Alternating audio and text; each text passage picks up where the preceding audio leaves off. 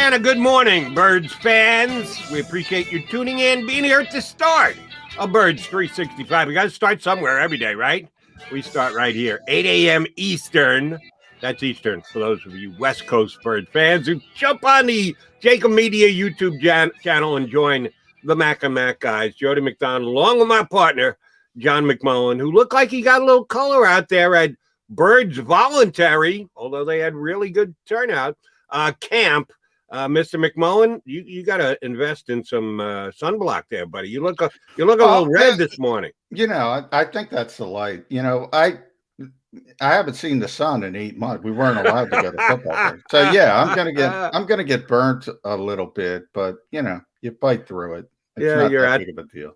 But I thought we were going to call it a gathering, Jody. I like that term. We can go gathering. I'm sorry. I tried that one out there yesterday. You like that. Another gathering in South Philadelphia of the Philadelphia Eagles 2021 football team in this, sorry to say, transition year. We're just going to harp on that because we got the owner harped on it, not us. Exactly right. We're getting this one from the big cheese when we roll transition out there. It started at the top, and that's kind of what this season is going to be about. But as I mentioned at the gathering yesterday, pretty good turnout, except for a couple of veteran guys. I don't think anybody is surprised that Fletcher Cox wasn't there.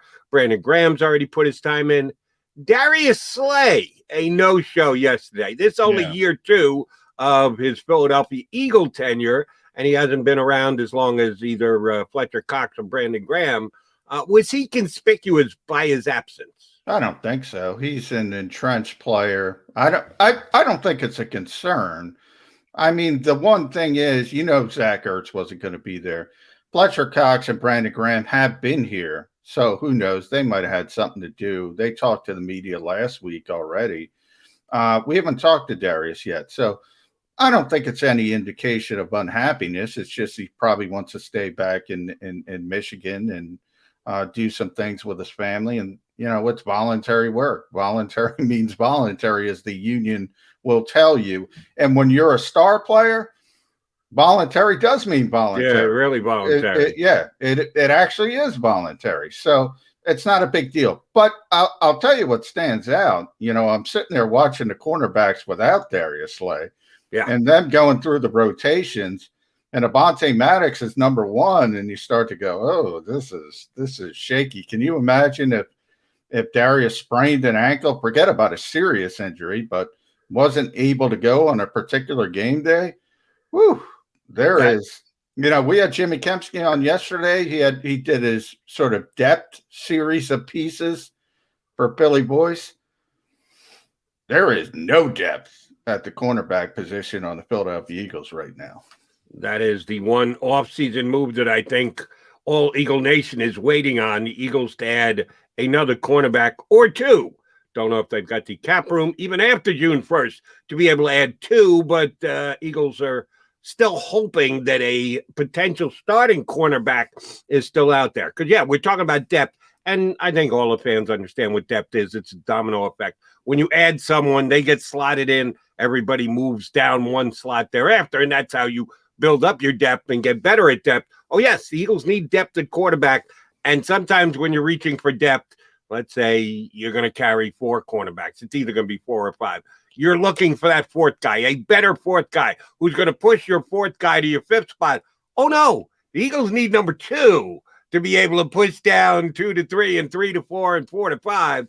For the cornerbacks who did show up yesterday, who, yes, we all have an opinion on how much they've done and how much they can do. At least anybody make any plays yesterday? Well, there's nobody to make plays against. The offense doesn't work against the defense. So it's just for the defense, you know, at least offensively, you can look at the quarterback throwing the football. You can look at the receivers catching the football. But, you know, for a corner, you're not covering receivers.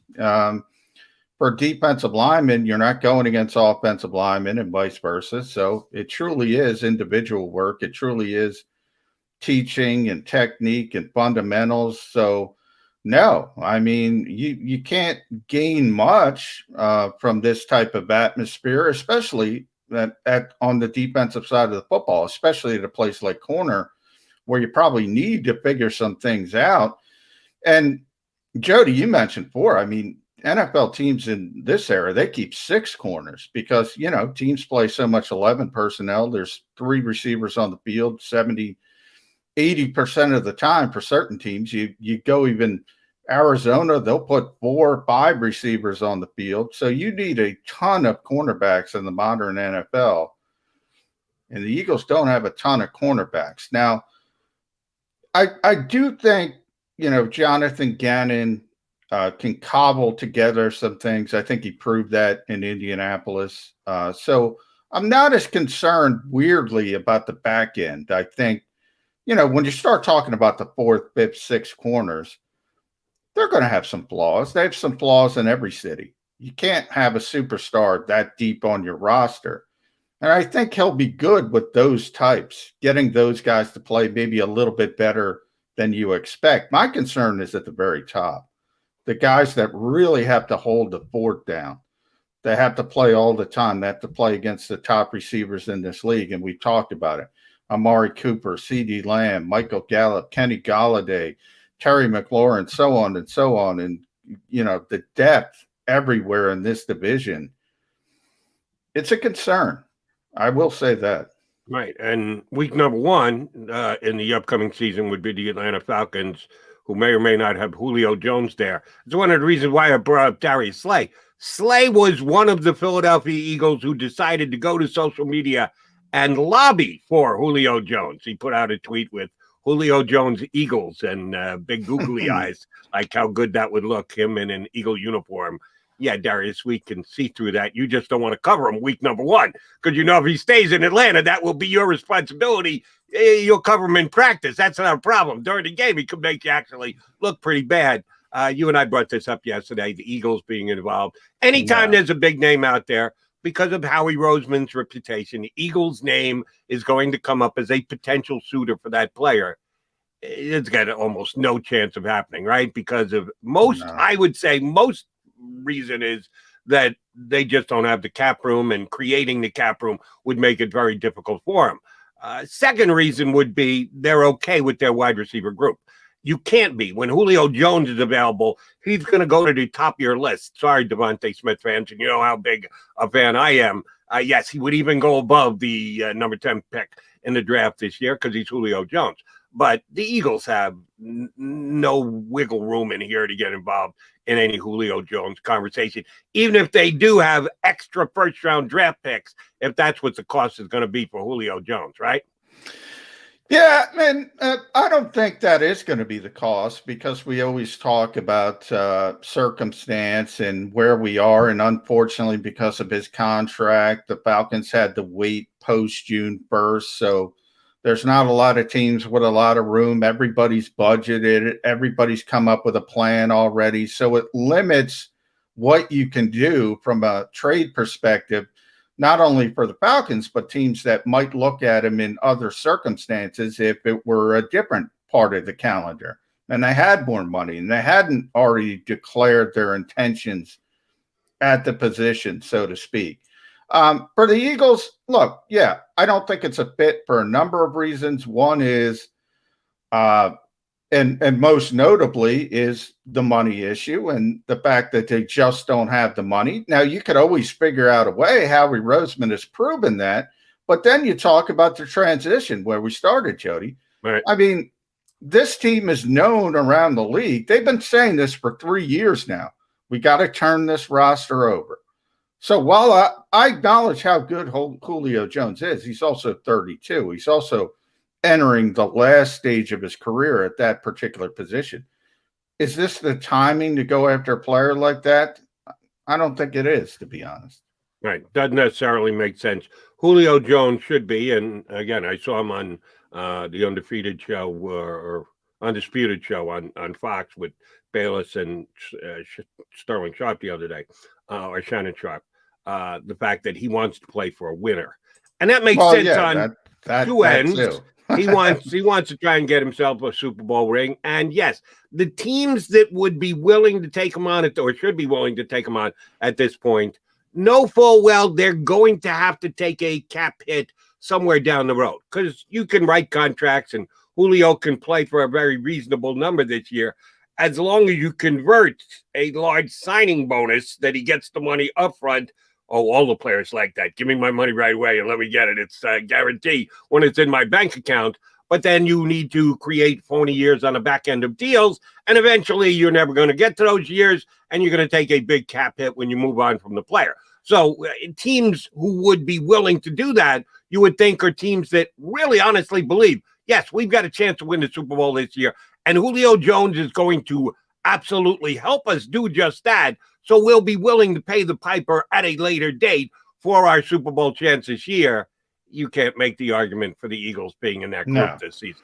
No, and the reason they're doing this with Carson Wentz and taking that dead money hit is to create flexibility for 2022 and beyond. So they're taking their medicine now. The last thing they want to do is take that horrible gulp of medicine and then say, oh, let's get another, so we have to take it next year, or let's keep going.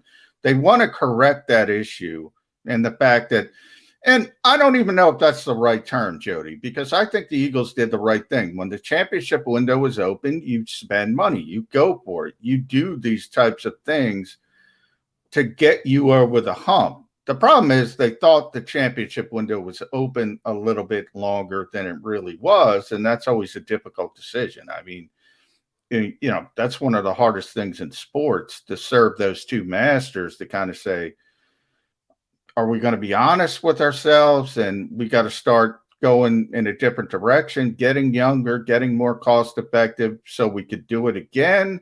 Or are we going to try to go for another championship? The Eagles kept going for another championship a little bit too long, and that's why we are where we are.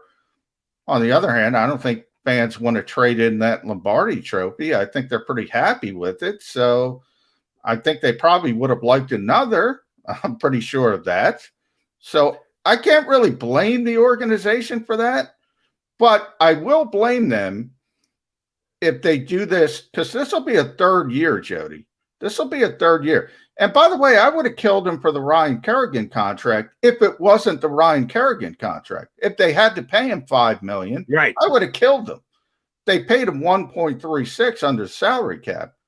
That's great. That's fine. As long as it's not financially hamstringing you in the future, I have no problem with that. Julio Jones would hamstring them financially. You are 100% correct. And yes, this is a transition year. Bringing in Julio Jones would not be what we would think of as a transition move. That would be a win now move. And Ryan Kerrigan is a win now move, but you're right. It was so relatively inexpensive, you can't knock it. And I'm quite happy to have Ryan Kerrigan on this Eagles squad coming up this year.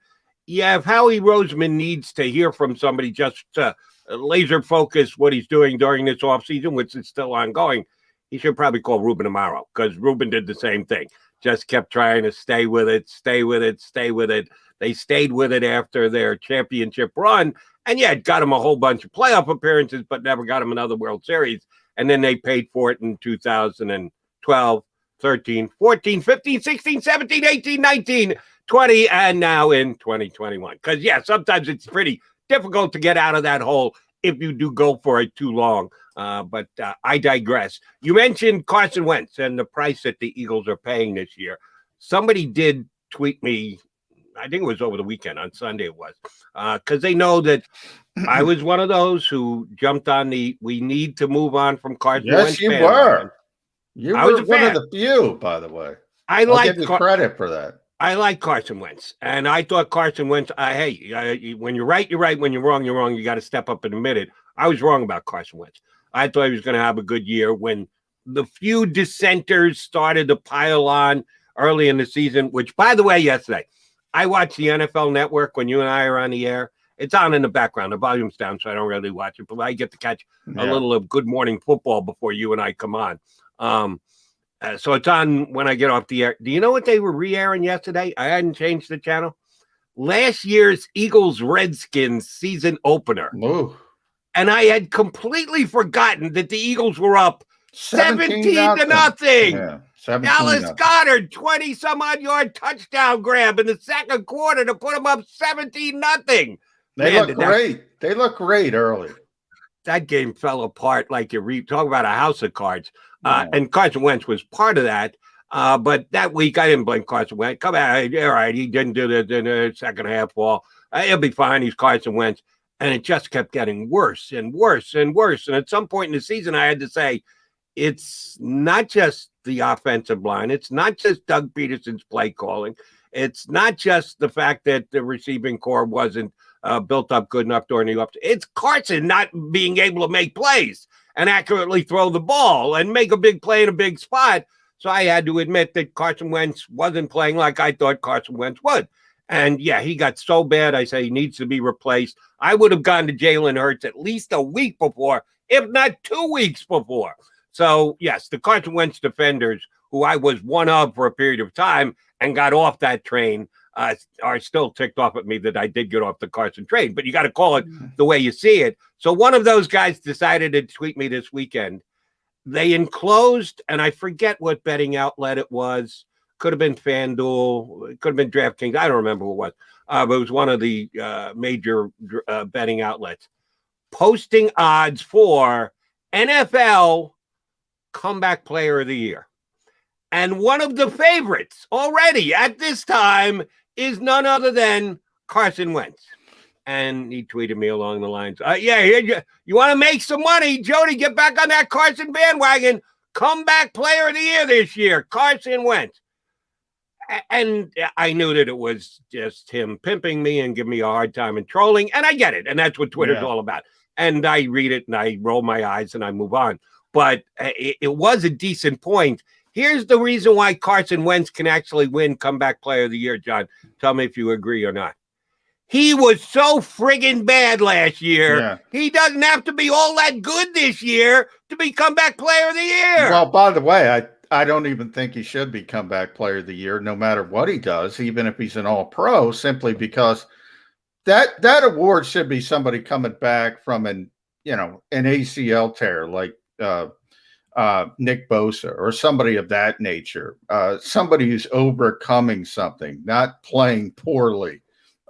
Playing so disastrously, people are saying, oh, he's going to make a big comeback from the depths he fell to.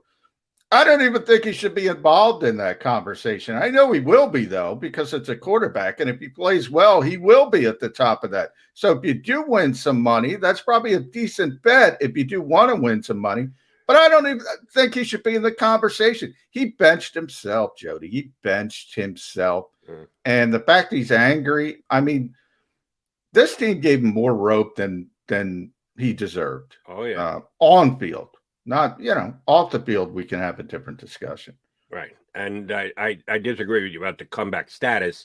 If you were really bad, if you were really good at one point and then became really bad and became really good again, yeah, that to me is a comeback player. Well, I got no problems with Carson. I think it's a different award. It depends on your definition. I think it's for somebody overcoming somebody like a Nick Bosa. Now, but I'll use that as an example because I think that's one of the best players in football overall. Nick Bosa, I think he carried the 49ers to the Super Bowl. That's how dominant he was. If he has a great year, and I expect him to, and Carson has a great year, guess what? Carson's going to win because he's a quarterback. That's just how it works.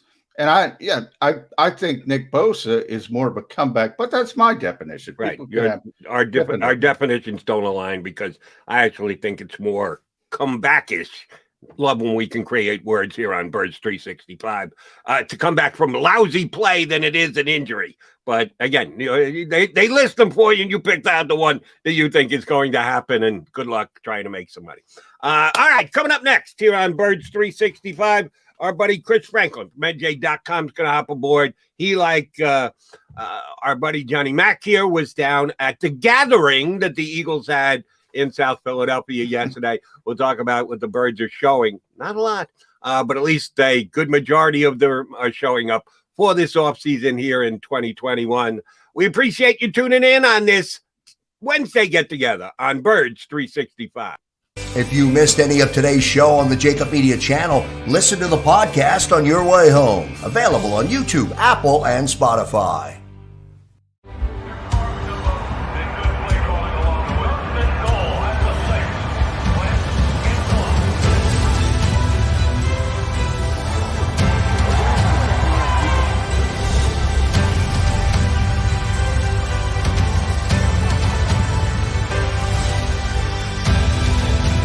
field of life, First Trust Bank is there for you. 1, 2, 3. Because Philadelphia dreams deserve a Philadelphia bank.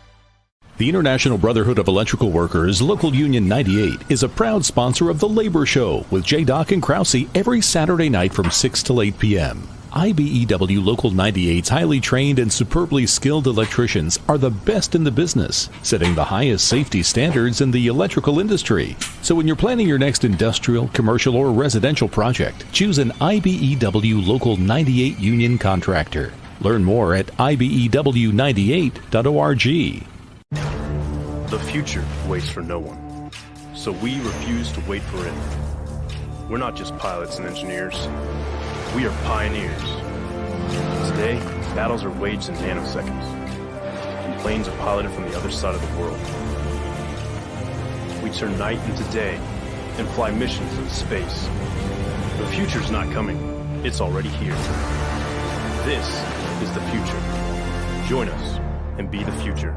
The savoring taste of a good bag of beef jerky is so enjoyable at any time of the day, as long as you can find it. Here's what we suggest. Pure Bull Beef Jerky is our answer, and soon it will be yours. Locally produced in the Philadelphia region, this high-quality, healthy protein snack is easy to secure. Go to steersnacks.com, and you'll see hot garlic, tropical heat, Pure Bull dry rub, and our favorite, Huck and Fod. What's that? Huck and Fod. Go now to steersnacks.com. Welcome to the Wildwoods, the perfect place where you can safely do everything or nothing at all. Catch a wave, take a nap, go for a drive, grab a bite. It's your vacation, and we're doing everything we can to make it a safe one. The Wildwoods. Your vacation, your way.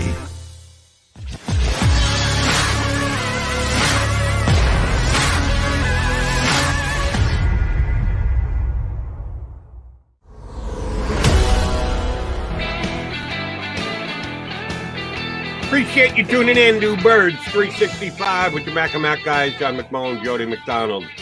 Quick programming note before we punch up our first guest of the day.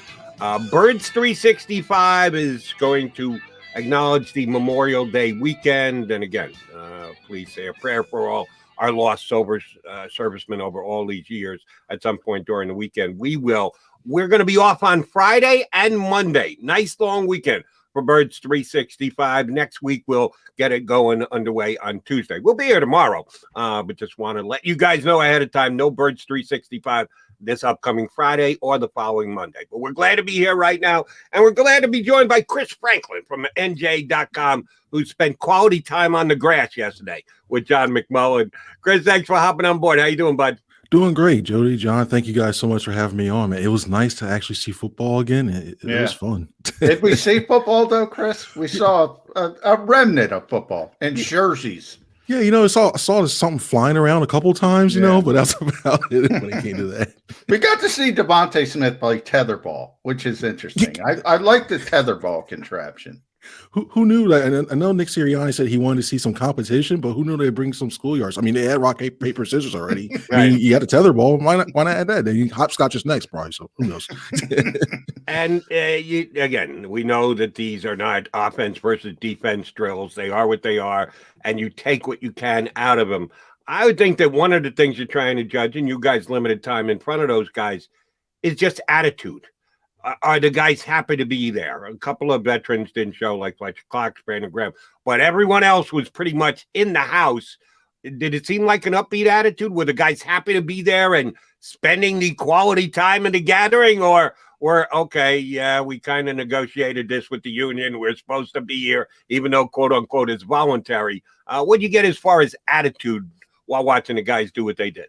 I thought most of the guys looked like they were pretty much into it. I mean, I even saw that one little interaction when the quarterbacks were working out, and you saw Jalen Hurts go over to Joe Flacco, pat him on the shoulder a little bit, and like they were having a good time. So I think that they are engaged, and I think they like the camaraderie a lot of it when it comes to some of the install. I mean, it's better than being out there in the Zooms, but on Zooms and doing stuff like that, learning the offense. But it looks like they're engaged at least. So I think that's a plus, and that's a good building block going forward, heading toward training camp. Yeah, Chris, one thing we talk to these guys all the time, everybody to a man mentions the energy of this coaching staff. I think it's real. I think it's evident these guys, and I think it was targeted by Jeffrey Lurie. For whatever reason, everybody's got a shelf life in the NFL. Maybe it was time for Doug Peterson. I don't necessarily agree with it, but do you see that, the energy of this coaching staff out there? Because it kind of stands out to me. Oh yeah, you're jumping around. You see them jumping into drills. I mean, you see Nick Sirianni working with running backs. He's trying to make them juke one way, tell them how to get out. You see all these coaches getting involved, and you see it from time to time when it comes to these position drills. But when you see somebody using that much energy involved, say, hey, you know what? He's going to juke to the left and really get it on them. I think you really do see that a lot, and you hear it when we talk to a lot of guys. I mean, you hear them say they're really impressed with the energy. And I think it's really starting to bleed onto the practice field. Chris, when Jonathan Gannon had his first media availability last week, he said something that I liked a lot. I've always believed that the best coaches don't have a stone cold philosophy and they're going to make the players fit the way that they think things should go. That there's got to be some flexibility in there where you tinker with your philosophy and your system and your scheme to fit the talent that you do or don't have on your roster. And Jonathan Gannon said just that. What can he learn about the talent that he does have and their abilities and capabilities with these quote-unquote drills that they're doing now? Or do we have to wait until camp actually opens next month when they can actually start to come up with fits for a potential scheme or a system on defense?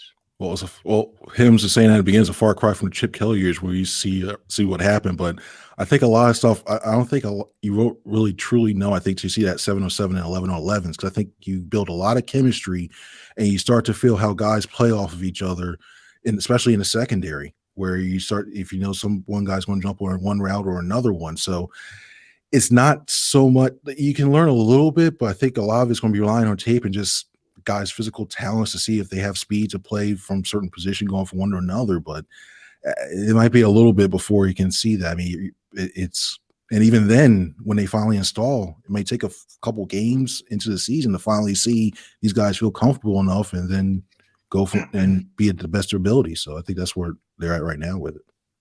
Now, Chris, kind of piggybacking off Jody's question, but the offensive side of the ball, we got to talk to Jalen Reagor after practice. Now, I want to get your thoughts on this because I took it one way. He kind of said, I'm going to play a lot in the slot. And then to me, backtracked really quickly and said, uh-oh, I probably shouldn't have said that. Did you get that feeling or am I making too much out of that? I saw a little bit. I also thought when he said he wanted them to learn all the different all the different receiver positions, I thought that was key as well too, because that was almost a way to say, hey, you know what? Oh, slot. Oh, wait, you know what? Well, we all are going to be like X. I'll play the Z. Also. So they shifting around. I'm coming to that.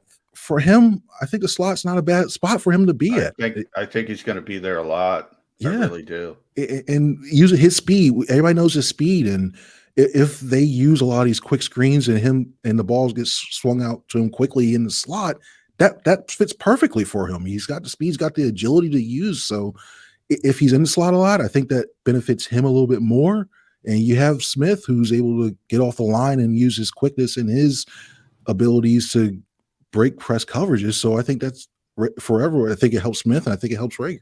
See, I read that completely differently because to me, him stating I'm going to play in the slot, and but we'll be playing everywhere because all the wide receivers will be playing everywhere. I read directly into that.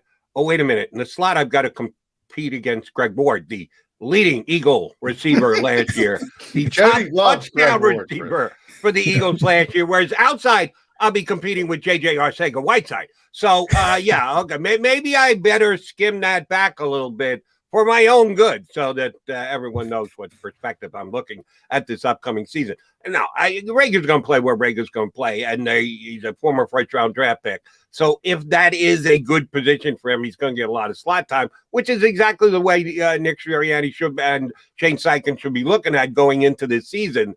He seemed pretty buddy-buddy with the newest Eagle wide receiver, Devonta Smith, and that they are looking at this as a 1-2 combo.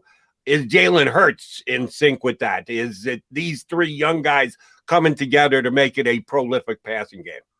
I think so. I mean, Reagor went down to Texas to work out with Hurts to get acclimated with him, and then we all know the history when it came to Smith and Hurts at Alabama. So it's important to build that chemistry early. I think you have to look at it's all going to fall on Hurts. I mean, to be honest, we know what Smith is able to do. I think when you look at, I think it's going to translate well to the NFL.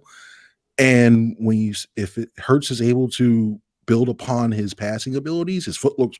I mean, granted, we only saw most of the footwork and some of the like a little bit of throwing, but his footwork looks a lot better. It's light years from when he first came in last year. If he's able to expound upon that and become an even better passer in the NFL ranks, this offense, I think, can surprise a lot of people as the season goes on. It's interesting, Chris, when I look at quarterbacks in this league, especially young quarterbacks, you can kind of figure out, okay, this guy can play, this guy can throw the football, this guy can move in the pocket, he can extend plays, he can do this, he can do that. Your concerns are usually about the intangibles, about the leadership, about people following him. I don't have any concerns with Jalen Hurts when it comes to the intangibles. Everybody loves the guy. Everybody gravitates towards him. Everybody follows him. It's almost weird because he's so young and he's got such a maturity. And I use Jalen Reagor.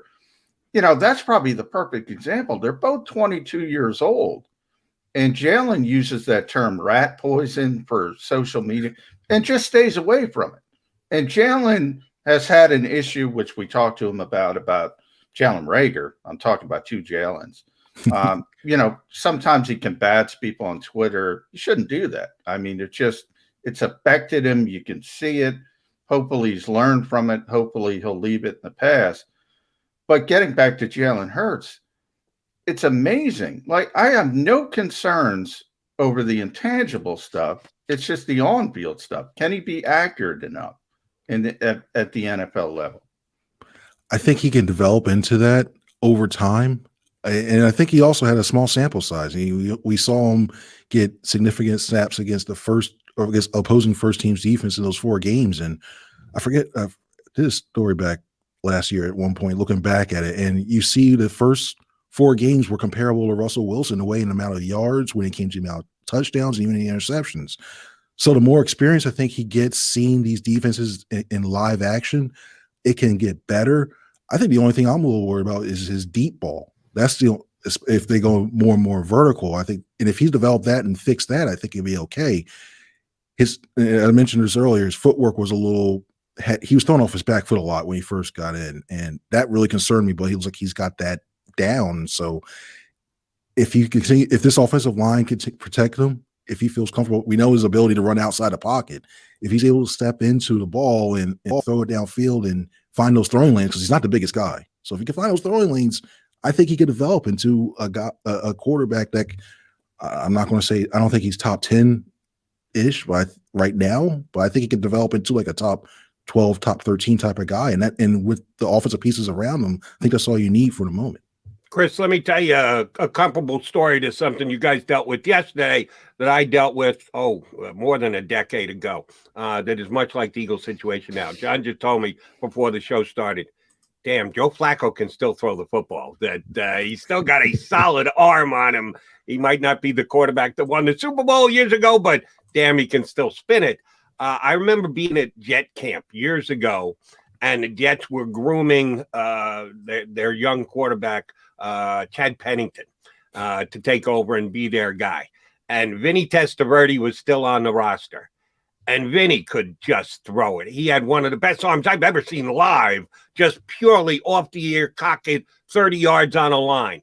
And you watch these two guys work out in drills and you go, wait a minute, we're going to start that guy rather than this guy here, just because one could throw it so much better. And to Pennington's credit, he took the competition. He loved it. He and Vinny actually got along really well, and he knew it was his time. He knew he was going to be given the chance, and he used it to motivate himself. We're in a similar situation here in Philadelphia this year. We know Jalen Hurts is the guy. We know that's what the Eagles want. although the coach refuses to call him the starter. We all believe he's going to be the starter, and Flacco will be the backup here.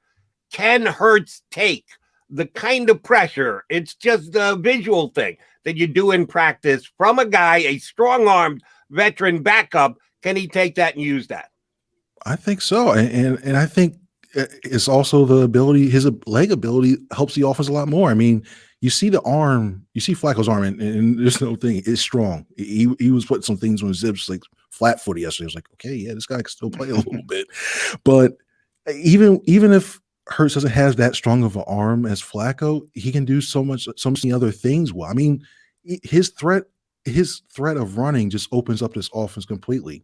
I mean, it opens up running lanes. I think if you do look at the read option ability that Hurts can provide with Miles Sanders, that opens up running lanes. So I don't think he has to focus necessarily on, hey, you know what, this guy has a strong arm, because we've seen so many guys, and Christian Ponder, stuff like guys like that. Yeah. You see the arms, stuff like that. I mean, not putting comparing Flacco to Ponder, but when you could just see somebody's arm, you go, oh, wow, this guy's arm and you know that. But I think he adds so many elements to his game that he won't have to worry about Flacco. Yeah. I just brought up Joe because, we were talking about the coaches, Chris, jumping into drills, and Shane Steichen was jumping into some of those quarterback drills. Yeah. And the poor guy's catching slants, and I'm like, oh he's going to get a dislocated finger catching Joe's. But yeah, he's 6'6", 245. He's like a power pitcher in baseball. But it takes other things to play the position. And at his age and his inability to get out of the pocket, extend plays, I don't think it's a competition at all. But he can still sling it, though. I will say that. I do want to bring up corner because Darius Slay was not there. No big deal, but it does make you noticeable. I'm watching the cornerbacks were on the far field, and I'm watching the rotations, and Avonte Maddox is the cornerback one through all the rotations. I mean, if you could think about, forget about a serious injury. We wish serious injury on no one, but you can imagine if Avonte Maddox sprains his ankle before the season opener in Atlanta. Julio Jones isn't traded. You have Julio, Calvin Ridley, Kyle Pitts, and Avonte Maddox is your cornerback one. Can this team go into this season without adding maybe multiple bodies at cornerback? They need another veteran one, and Steven Nelson is still. If I'm Steve, I know Steven Nelson's playing it right, making people wait and driving his price up. And also, I think he's the number one. He's got to be the number one target for them, because right now, I still see Maddox as still an inside guy. He mentioned yesterday, like when we were talking to him, he's using his eyes more to improve and get to the right spots, and he's working on some things. And the team seems to be, by the way, the moves that the team's made so far, it seems like they're comfortable with him being an outside corner. I just personally think he's a little bit better on the inside. And if you add a guy like Nelson on the outside, it just makes that secondary a lot better. So they still do need to add some pieces. I mean, Zach McPherson is still unknown. We haven't seen him in an actual game himself right now. And for all we know, he could be good, but he's still a rookie. And rookie cornerbacks tend to struggle early. So they still need to add they need to go after Nelson and do whatever they can to get him, because if not, it's going to be that opening day matchup could be really tough. I mean, I look at Jeffrey Okudah from last season. I think he was the 3rd overall pick, and he struggled mightily. And I see people, God bless them for the optimism, thinking Zach McPherson as a 4th round pick can go out there and play at a high level as a rookie. Howie says hope is not a strategy. That is not a strategy in my estimation. It's really, because all it's going to take is the first double move, and then you don't want to lose the guy to lose confidence early on, and then it just snowballs. So they have to get another steadying force. And another name, I'm shocked. I don't think he would come back, but Nickel Roby-Coleman's still sitting out there too. He's still, I don't think he'd be the number one option, but if it gets closer to the season, you still don't have a veteran corner, you may have to bring him back for at least for another year just to shore up some things. So it's Do tough. you think, and this is pure speculation, none of us really know, so I'm asking you guys to look into your football crystal ball a little bit here.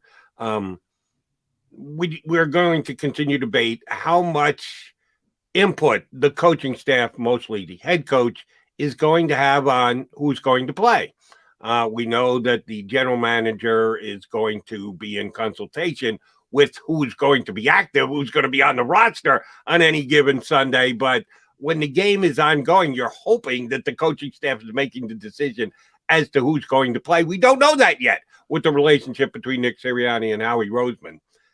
Do you think rookies will be given that big-time shot this year? Because it is a transition year. The owner did tell us that the Eagles did make the draft picks that they made, and they were Howie draft picks. How do you think for a rookie coach, rookie status will impact who is or isn't going to play for the Birds this year? I think they will see a lot of the young guys get a lot of playing time early. And the reason to say that is, especially with all those picks, if they don't make the move to get the big name quarterback like Deshaun Watson, use all those picks next year, they have a bunch of first rounds. I think they want to see what they have and then start to build, really use all those assets to build for the next year. Overall, if I had to put the crystal ball in there, I think Nick Sirianni will have a lot of say early. And then I think over time you may start to see more, hey, I think you need to go ahead and a little more of a lot more phone calls from the front office as the season goes on. I think we need to go ahead and put this guy in to see it because I see it. Nudge, nudge, wink, wink. So I think there will be a lot of playing time with these young guys. Chris, you brought up the name, so I'm going to have to go down this road. Deshaun Watson. I've thought about it from Jalen Hurts' perspective. Look, he's going to be the starting quarterback of this team. We just talked about it. I think people are going to be surprised by the Eagles if the offensive line stays healthy. But long term, you talk about those three likely first-round picks, 2 right now, likely to become 3.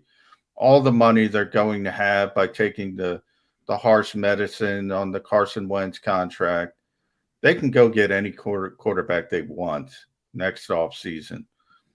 Can Jalen Hurts do anything this season to take that off the table? If somebody like Deshaun Watson becomes available, becomes free of the legal implications, that's a top 5 player. That's a top 5 quarterback. Can he do anything to say, oh, we're not going to look at Deshaun Watson if we're the Philadelphia Eagles? If he's able to make this offense into a top 10 offense and he shows that he continues to improve, especially later in the season, and the team is somehow within, probably say, in a wild card hunt, I think he could. I think he can. I think he has the tools necessary. I think he has the tools to be a really good quarterback in this league. And if he's able to be in the top 10, I think if that offense is the top 10 and it shows a lot of promise, you can look to use those assets elsewhere. Now, if he comes out flat and the offense sputters and you make some questionable decisions and you're wondering why he's throwing into double coverage all the time and he's among the league leaders in offense, or say he has a Carson Wentz type of year last year, then I think the calls are going to go a lot greater, and then they're looking to bring in Watson. They'll have Houston on speed dial trying to talk in the offseason. But I think if he's able to, if that offense is really humming during the season, I think Howie Roseman and the rest of that front office are going to look to use those assets elsewhere. And I like the way that you stated it. If the offense is top 10, because part of the evaluation is certainly going to be his own passer rating and his numbers, but if the offense is moving and he's the guy who's running it, I think he should get credit for it. But for that to be the case, others are going to have to step up. Certainly the running game, Miles Sanders, guy's ability to make plays above and beyond the quarterback. Part of that is the tight end position. And I know he was also somewhat conspicuous by his absence yesterday, and that's Zach Ertz. Nothing is certainly going to be decided at this point till a week from now when we get to that June 1st designation and any move the Eagles make will be an easier pill to swallow as far as the salary cap goes.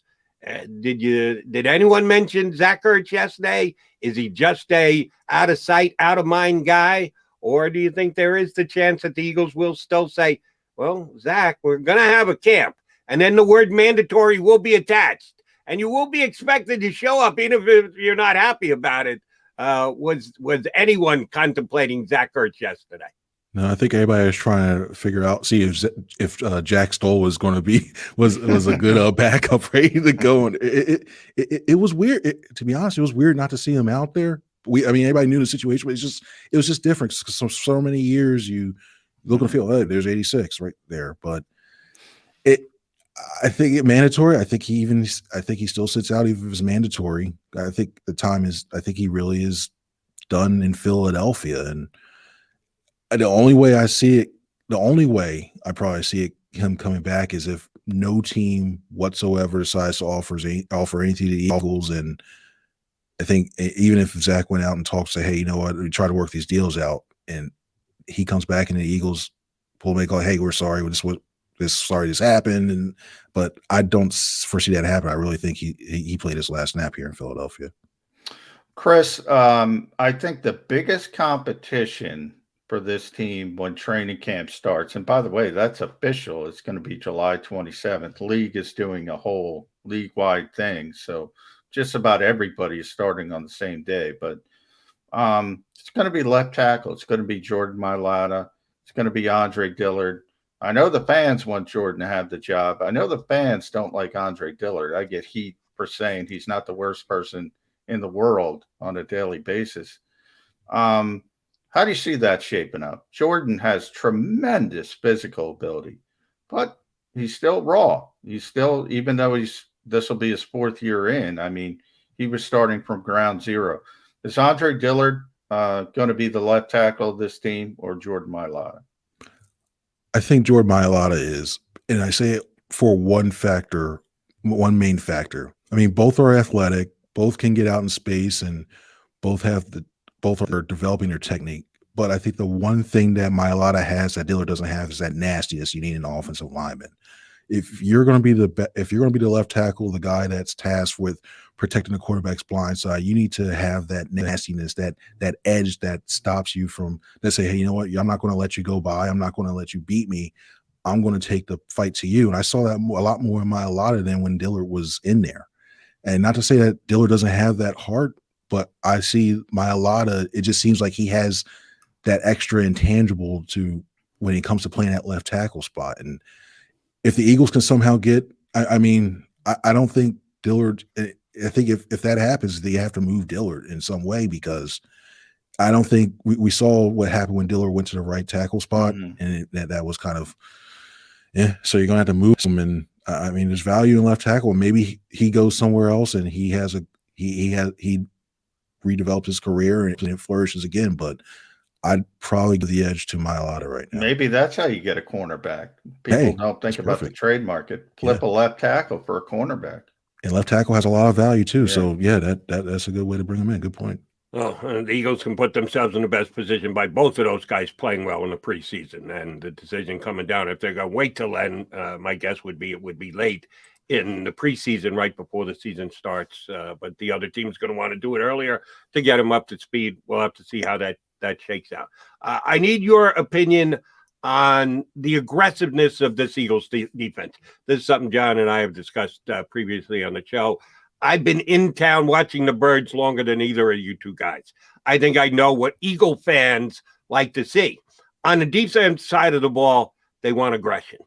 They want sacks. They want hard hits too, which is not really part of the National Football League anymore. So they've already had that taken away from them. So Eagle fans just want to see sacks. Reggie White would bring the house up at the vet as much as Randall Cunningham ever did, because this is a defense-crazed town, always has been, always will be.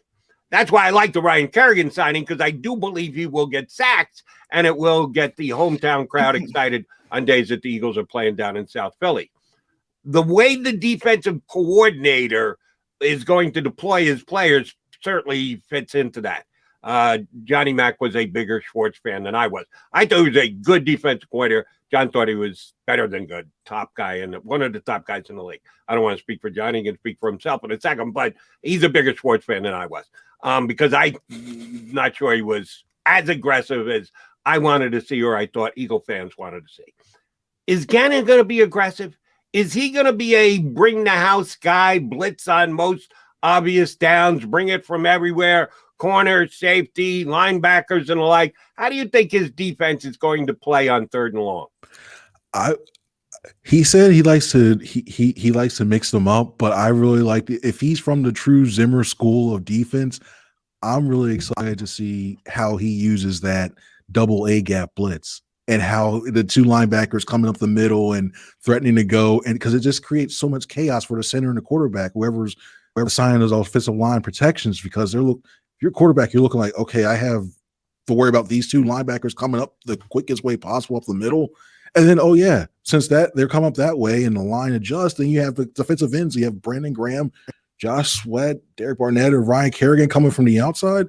I mean, I think they could still get a lot of pressure from their front 4, but I wouldn't be surprised they blitz those linebackers a little bit more. And I think we see Jacoby Stevens as well too. I mean, I think if he proves himself that he can play a lot, and him being like that in that quasi big nickel coming in at the linebacker, you have him come with his speed coming possibly off. There's so many combinations they can do.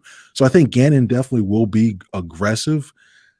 I still think Schwartz was a good, and I know it's going off a little bit. I still think Schwartz was a good defensive coordinator. I mean, the ultimate goal of the defense is to stop people and not let them score points, and he was able to do that. I think if Gannon's able to do that and be aggressive, I think he'll be beloved in this town. So I think we will see a lot of aggression out of Gannon. All right, last one from me, Chris. Thanks for joining the show. Read Chris and NJOnline.com, also with other friend of the show, Mike K. But to follow it up on Gannon and Mike Zimmer and that philosophy, my concern, and I love the A-gap blitz. I love the overload blitz that Zimmer uses, but he's using Anthony Barr and Eric Kendricks. He's not using Alex Singleton and Eric Wilson. When he did use Eric Wilson last year, didn't work too well because Anthony Barr wasn't in there.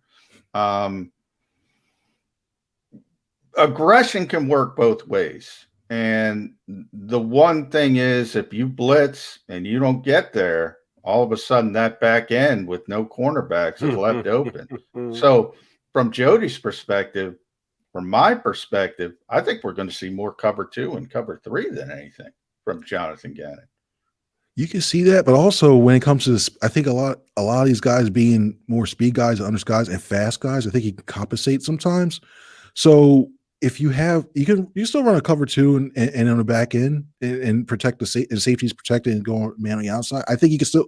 So there's little ways you can go ahead and disguise it and utilize it, but even if you don't get home, I think the linebackers in secondary, they have enough speed and to keep up with some of these receivers now. If they're able to do that, I mean, the outside guys I worry about. The inside guys, I'm not worried about so much. I worry about those outside receivers when they're on there. But I think even if they still blitz, I think this front set, the front 4, and if you go 7 with the blitz, I think they can get there. But the back end, it's going to be interesting to see. The brilliance of John Gannon, I think it's going to be, and this is just my, Sean McVay calls it offensively the illusion of complexion.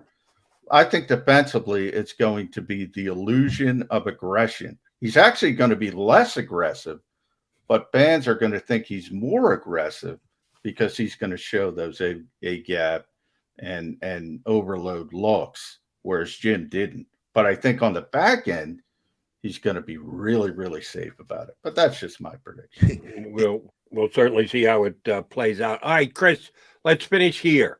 Week 1 of the regular season, the Eagles will be down in Hotlanta.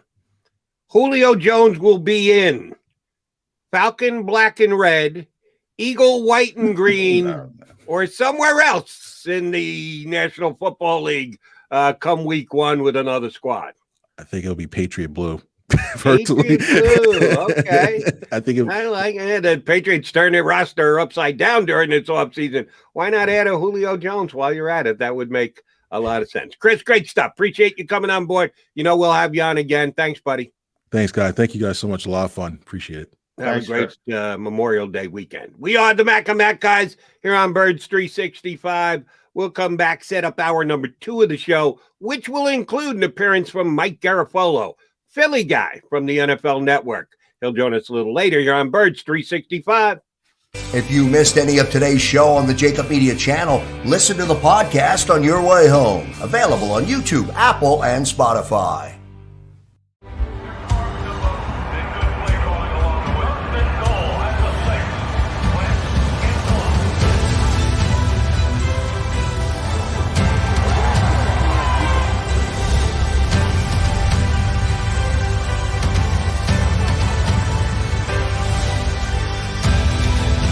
Field of life, First Trust Bank is there for you. 7 on 3. 1, 2, 3. Because Philadelphia dreams deserve a Philadelphia bank. The International Brotherhood of Electrical Workers, Local Union 98, is a proud sponsor of The Labor Show with J. and Krause every Saturday night from 6 till 8 p.m. IBEW Local 98's highly trained and superbly skilled electricians are the best in the business, setting the highest safety standards in the electrical industry. So when you're planning your next industrial, commercial, or residential project, choose an IBEW Local 98 union contractor. Learn more at ibew98.org. The future waits for no one, so we refuse to wait for it. We're not just pilots and engineers. We are pioneers. Today, battles are waged in nanoseconds, and planes are piloted from the other side of the world. We turn night into day and fly missions in space. The future's not coming. It's already here. This is the future. Join us and be the future.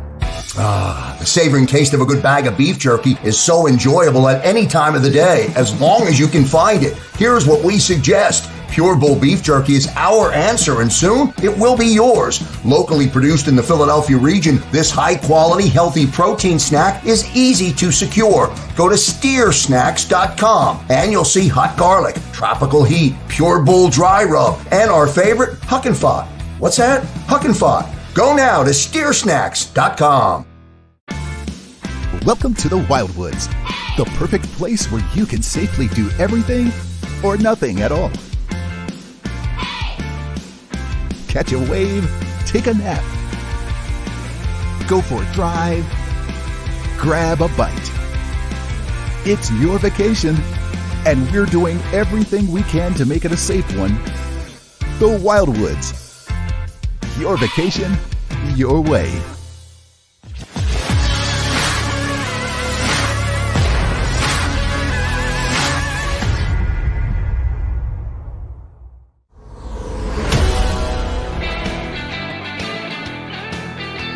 He would be John McMullen. I would be Jody McDonald. That makes us the Mac and Mac guys. This is Birds 365. Still got an hour left to go on this Wednesday edition. Appreciate Chris Franklin hopping on with us, talking all things Birds. Down there at the gathering yesterday. How many of you guys were actually down there, J-Mac? I'm going to say about 20 or so. A little bit. I'm going to say 15 to 20 or so. Nick Sirianni said hello to all of us. A little dap for all of us again. So he's smart from that perspective. He understands where his bread can be buttered via the media. By the way, Jody, I heard something about Zach Ertz that is a little bit problematic. Really? For me. For a couple reasons, and it ties into the Jalen Reagor slot thing as well. We heard, and look, coach speak is coach speak. Ultimately, and again, I haven't written about this because it's only one source, but it's the radio, it's streaming. We can throw some things out there, and it's a one-sided source. So Zach was told if he does come back, he's going to be the second tight end, which doesn't surprise me. Dallas Goedert's going to be the top tight end, and he was given supposedly a a percentage of snaps, about 35% of the time. 35% of the time he'll be on the field, which is another reason he doesn't want to be here. My concern from the Eagles' perspective is the whole, we're going to take advantage of the players. We're going to build the offense around the strengths of the players. Guess what, Jody? If Dallas Goedert and Zach Ertz are here, well, your 2 tight ends are better than your 3 receiver look. I say it all the time. Doug Peterson didn't want to play 2 tight ends. People think he wanted to play 12 personnel. No, he played 12 personnel because those were his best players. Right. Now, if this coaching staff, if that's true, and it's a big if, I'm not saying it's completely true. If that's true, that concerns me. And then the second part was Jalen Reagor saying, I'm going to play in the slot before backtracking a little bit, which, by the way, I think he should. That's where I think he would be, like Chris said, the most successful. I think that's the spot you could take advantage of his strengths more. But again, we've heard this lip service of interchangeable parts, taking advantage of this. Just a little bit, throw that in the mix, a little bit of an early concern for me. If your source is good, and you know how good your source is, that said these conversations have been had, and I will at least give the Eagles this much credit. The best policy is always honesty, as far as I'm concerned. And if they truly believe that's from afar, big picture thing, they think Zach Ertz's position on the team would be, if he were in, and accepting of the fact that he's an Eagle and giving it 100% that they figure he's going to be on the field about 35% of the time. He deserves to know that. He should know that ahead of time. Probably not what he wanted to hear. Zach Ertz, I'm sure, has still a top flight evaluation of Zach Ertz, despite the fact that his numbers were down last year, kind of like Carson Wentz. Well, why were the numbers down? Everything but it was me. Same thing with Zach Ertz. Zach, why were your numbers down? Oh, everything but me. Don't look at me. Look at everything else but. So he probably isn't going to be happy when he hears that 35% number.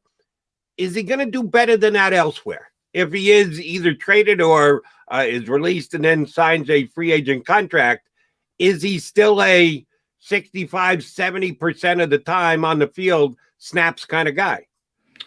Boy, I think so. I mean, it's tough to project coming off last season. I think if he's healthy, this is one of the greatest, and I say that in all seriousness, this is one of the greatest pass receiving tight ends in NFL history.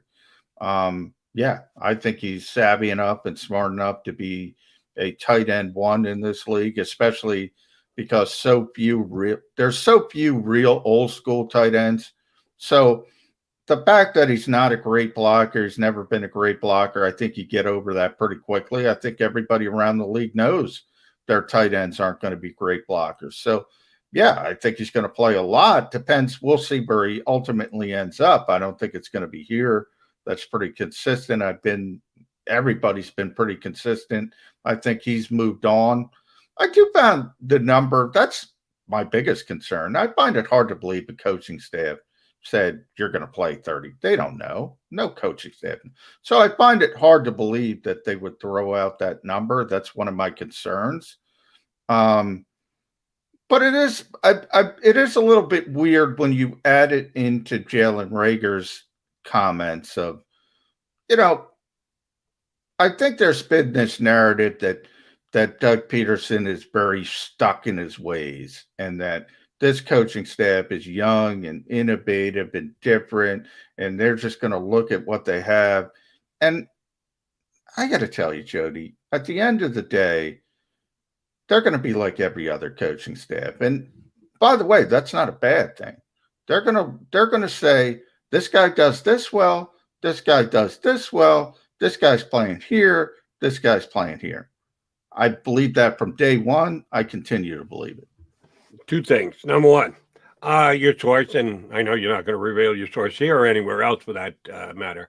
You made it sound like the information of 35% was coming more from a coaching standpoint than a front office / executive standpoint. Is that the case? No, it's coming. It's coming. Well, how do I phrase this? It's not coming from a coach. I can say that. I find it. In fact, that's one of my issues with it. I find it very hard to believe a coach would talk like that. A coach would hamstring himself into saying, "Oh, this guy's going to play 35% of the snaps." Where I think there's validity to it. And, people, you and I can have a conversation, come out of it with two different stories. The validity to me is saying Dallas Goedert is going to be the tight end one, no matter what, right, which I believe, which I wholeheartedly believe. And by the way, should be, because he's the one who's going to be here long term. So he should be. We talk about this transition phase. He should be. My only point about the number is coaches tend not to talk like that. That's why. But the larger and the more important part people should take from this is, I think, they aren't going to be interchangeable. It's going to be, again, what I just said. You do this well, you do this well, you do this well. Let's take advantage of what you do well and play you in these particular spots other than, moving around. Now, this has to be a hypothetical, which I wish it weren't, but it is. So we'll go from there. If Zach Ertz just decided to show up today for whatever reason, he decided, I need to play this year, and I'm under contract to the Eagles, so, yeah, I got to show up, and I got to prove that I had a bad year last year because of injury, because of a lot of other circumstances, not because my game has dropped at all.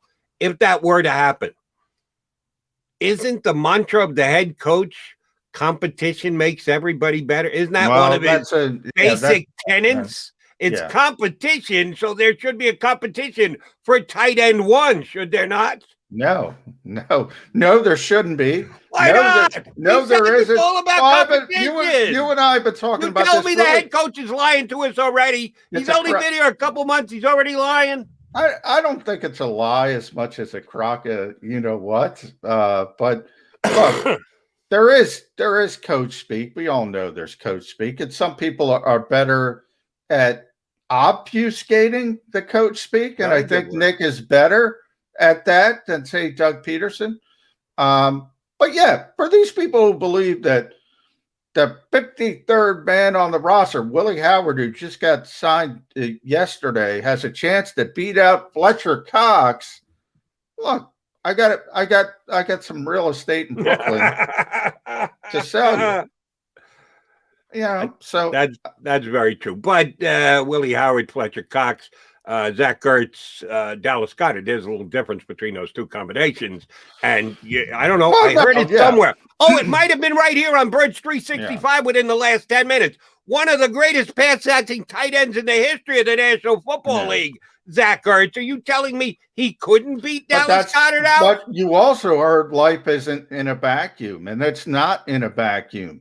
And if it were a true competition, yes, I would say. But, either way, Jody, we know Zach Ertz isn't going to be here in 2022. Best case scenario is he plays out his contract and he goes somewhere else. Dallas Goedert's going to be here long term for a transitioning team with a young quarterback. You would be doing a disservice to this organization to not be moving forward with Dallas Goedert at tight end. All these things enter the equation. That's why this competition stuff is goofy, because it's not real. It is a little bit unrealistic. It is a little bit high schoolish because it doesn't take into account age, contracts, money, and all this, as we see all across the league, not just in Philadelphia. These are real problems you have to deal with in the NFL. So it's a crock of shit. There, I cursed on. Fair enough. I appreciate it. You put a smile on my face. Since we're off on this tight end jag, why don't we stay there? If you are that married to Dallas Goedert, which I'm not saying is a bad thing, because Dallas Goedert is a very good player, shouldn't the Eagles be talking to him about a contract extension? Yeah, and they will. Do you want to go down the road year by year by year and then all of a sudden be in a Zach Ertz situation where he's not happy and he wants more money? We know the whole get it done before it becomes something that's imminent is a philosophy the Eagles have used. They've bought into younger players and done the earliest possible contract extension. Should they be thinking along those lines with Dallas Goedert? No, probably not, but for two reasons. One, as much I think everybody, Pro Football Focus just graded him as the 5th best tight end of football. I'm talking about Dallas Goedert. Everybody knows he's a good player, but there have been injury issues. He hasn't been on the field at all times. We haven't seen him reach the potential. So that's one. Number two is they just don't have the money right now. And next year they're going to be flush with money because of Carson Wentz. So you just simply be honest with Dallas. We're going to take care of you. We don't have the money right now. Next year we're going to have the money. No, wait, hold on. Isn't his best friend Zach Ertz? And you're going to tell him we're going to take care of you? Didn't the Eagles tell Zach Ertz they were going to take care of him too? How's that worked out? Hey, I don't think they're best friends, but no, I mean, they play the same position. Avonte Maddox is Dallas. They live together. So that's his roommate. Okay. That's his best friend on the team. But either or, my point being also Dallas is coming off his rookie deal. So it's tight end. It's not a value position around the NFL. We talked about the Atlanta Falcons and Kyle Pitts. That's one of their strategies. They're getting an X receiver for tight end money in Kyle Pitts. Tight end, you can say if it comes down to it, you could just franchise tag him and be done. He's not going anywhere. So you have that safety net. The franchise tag is a good safety net. You're right. And backup tight end. It was intriguing. Somebody put up a picture of it, and I had not given enough thought to the Eagles. It's probably a practice squad spot, but I actually liked Tyree Jackson as a development quarterback when he was picked a couple of years ago coming out of Buffalo. I watched a couple of his games specifically to see what kind of quarterback he was going to be. And I didn't think he was going to be drafted in the first couple of rounds. He surely wasn't. I didn't think he was a star quarterback in the making. But I actually thought he was a developmental guy who, if everything fell right into place, he could become a starting quarterback in the league. Within 2 years, everybody's given up on that, and nobody wants to give him a shot as a quarterback. And the Eagles have him in camp as a prospect tight end. Yeah. Now, he's a big dude. And, by the way, he's put on about 10 or 15 pounds of muscle from when he used to play quarterback. So he's a bigger dude than he was as a quarterback at the University of Buffalo. Is this kid got a chance to stick? Is he a practice squad guy? Is this just a training camp exercise and then Tyree Jackson's going to be elsewhere before the Eagles ever play their first game this season? What is your read on the whole Tyree Jackson as a development tight end for the Eagles? Well, I think it's exactly that. He's a developmental player. So I do think it's a practice squad situation. This is guy changing positions. You're right. He's 6'7", 250. So, I mean, he's huge. He's got more than enough size to play the position. He's only 23, Jody. So, he hasn't been out of Buffalo that long, University of Buffalo, obviously. He was still playing quarterback in the XFL in 2020 with, I think, DC, whatever that team was named. So, to me, it looks like a practice squad guy, at least for year one. But I think everybody looks to DC again in the NFL and the Washington football team and Logan Thomas, because Logan Thomas was a good quarterback at Virginia Tech. And now he's a really good tight end for the Washington football team. But it took him a while. It's not like a 6-month process. It's going to take a little bit of a while. But he is Tyree Jackson, very intriguing player for the Eagles. But I think it's more of a practice squad to start type thing. Yeah, and I'm sure the Eagles have not made him available just yet. No. I actually had him on one of my shows on CBS Sports Radio. You know Ricky Saratella, we have him on. He's our draft guy. He gets to know the kids who are eligible for the draft actually pretty well. Gets a chance to talk to them and sets up interviews and stuff like that. And he got Tyree Jackson on my show for me. He set it up for me and helped me out, work it out so that he came on. He was a pretty smart kid. That impressed me as much as watching his film at Buffalo, that he was a pretty with it young man who knew what he needed to do and seemed motivated and driven and the like. If he's committed himself to become a tight end, I would not be surprised if he can actually pull it off, because he wasn't recruited out of high school, ends up at Buffalo, not exactly a football hotbed or factory. And he developed to the point where he did actually get drafted. So he showed me a little something at the quarterback position. I'm going to be rooting for him at the tight end position this year. I hope he sticks. Minimum practice squad. But if he actually gets a game or two with the big squad at some point during the season, that could be a guy who is part of the tight end mix going forward. Yeah, I was just looking up Thomas because I think he's the guy. Logan is, let's see, he's 29 now. So it took him a while. But he caught 72 passes last season. He was really good. Yeah, and remember that's a big number. Yeah, he was really good last season. How many receivers did the Eagles have who caught 72 passes last year? I believe that would be 0. That would be zippity doo dah. So yes, that if you're using him as a basis of comparison, that'd be a pretty good season. But the Redskins have always had good tight ends. Reed before him, into Logan Thomas. Their system just seems to work for the tight ends. The Eagles system used to work for the tight end when his name was Zach Ertz, and he was healthy. That's the other question I wanted to ask you. You mentioned Ertz and health and the like.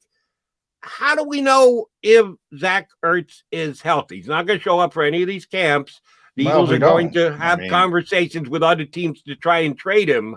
I'm sure they're going to ask that same question that Jody McDonald's asking. Well, what is Zach Ertz's health actually like right now?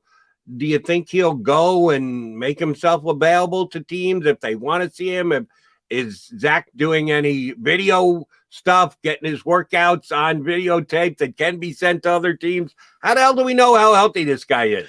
Well, I think the bigger concern is age and tread on the tire. I mean, if you're a team that's looking at Zach Ertz, I mean, he's 30 now, so he's on the wrong side of 30. Like last year, the injury was the ankle, the high ankle sprain. So, I mean, that I don't think is a huge concern for teams. He's obviously healthy from that. I think if you go back to 2019, the broken rib, the lacerated kidney, those were more serious, obviously, but you're far off that now. I mean, those are healed. Maybe from a mental standpoint, you're worried about, but Zach is completely over that. So I don't think it's health as much as age and a lot of tread. I mean, a lot of receptions, a lot of yardage, a lot of games over the years, and that's always going to be a concern. And we like to speculate here on Birds 365. That's what they pay us to do, as a matter of fact. We will get a third leg of the speculation as to where Zach Ertz will be and what he can do in this upcoming season, if not here in Philadelphia. Guy who covers the whole National Football League, does it for the NFL Network, but a Philly guy at heart. Mike Garafolo is going to join us next here on Birds 365. If you missed any of today's show on the JAKIB Media channel, listen to the podcast on your way home. Available on YouTube, Apple, and Spotify.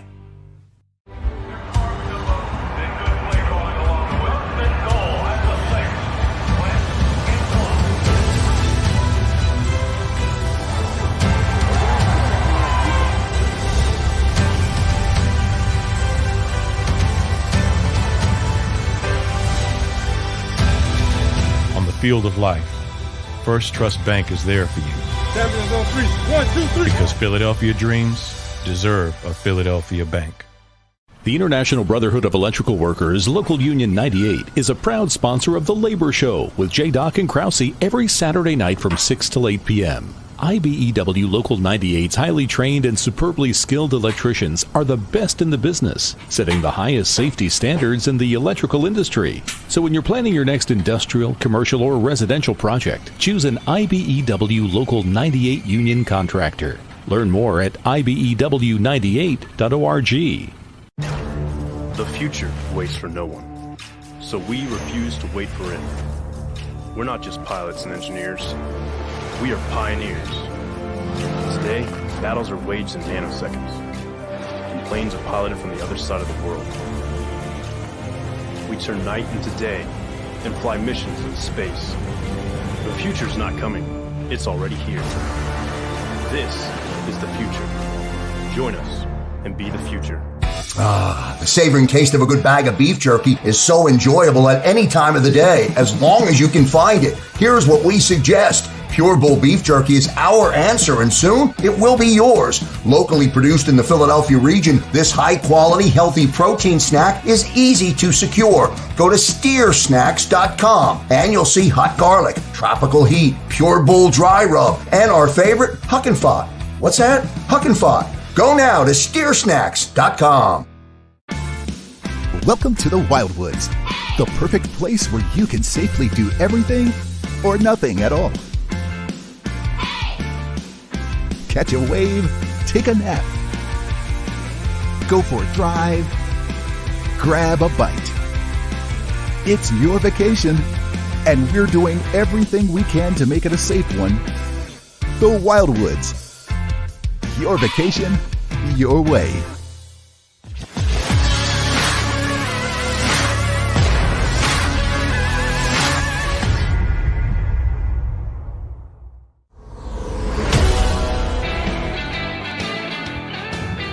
Mac guys here on Birds 365.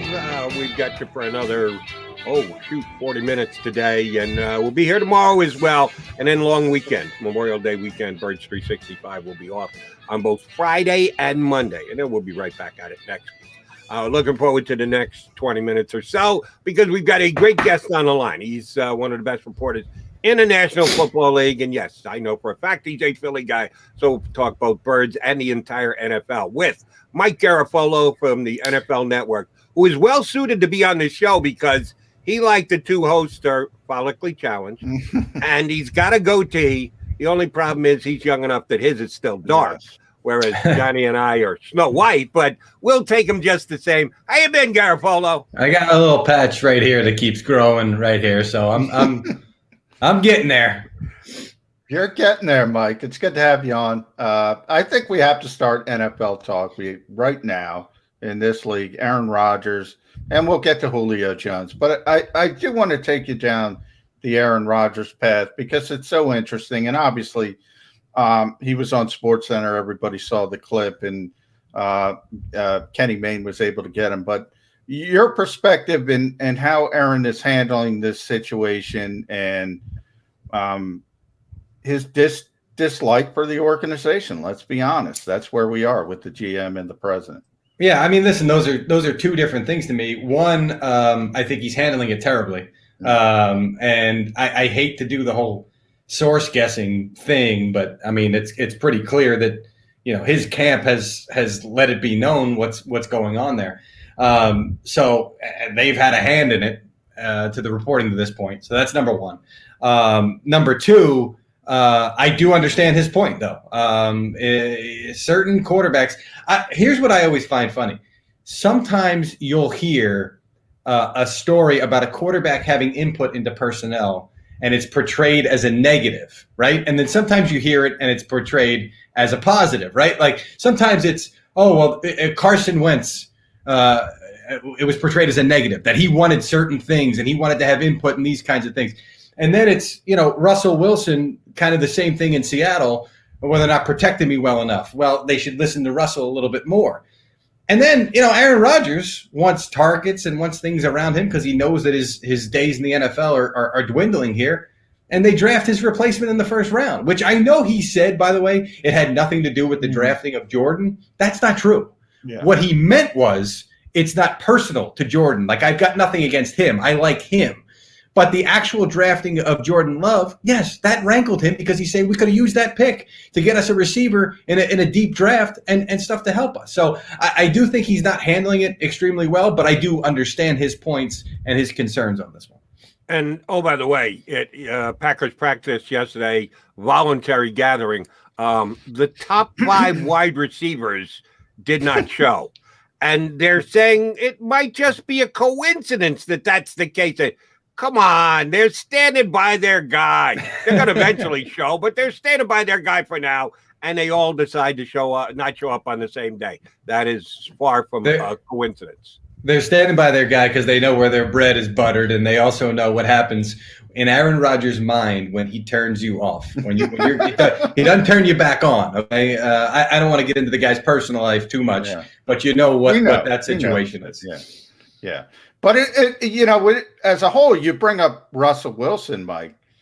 I do look at this and I say, where are we with quarterbacks in the situation that they want to be involved with personnel? I don't even think coaches should be that involved with personnel. I don't think there's enough time in the day, to be honest. So when you start saying, oh, this quarterback deserves it, this quarterback doesn't deserve it, that gets into some murky water. I think if you're involving players in personnel decisions, it's probably not going to end up well. You should take their temperature at least, particularly when they're key players. And look, let's relay it to the Eagles, right? The Eagles did try to get Wentz's input at times. Now, there was also the coaching staff. There was too many chefs in the kitchen the last couple of years. That was the problem. But they also will speak to Fletcher Cox on the other side of the ball to see what he thinks about certain defensive players or, how's this working and all that. And to me, that's the way it should be. Now, again, the communication hasn't worked the last couple of years in Philly. But to me, if I'm a general manager, I want everybody's input. I don't want just the coaches telling me, hey, here's what we think a certain way about how things are going. I also don't want the scouts saying, well, don't worry about what the coaches are thinking because this is the way it should be for blah, blah, blah. It should be everybody who is a key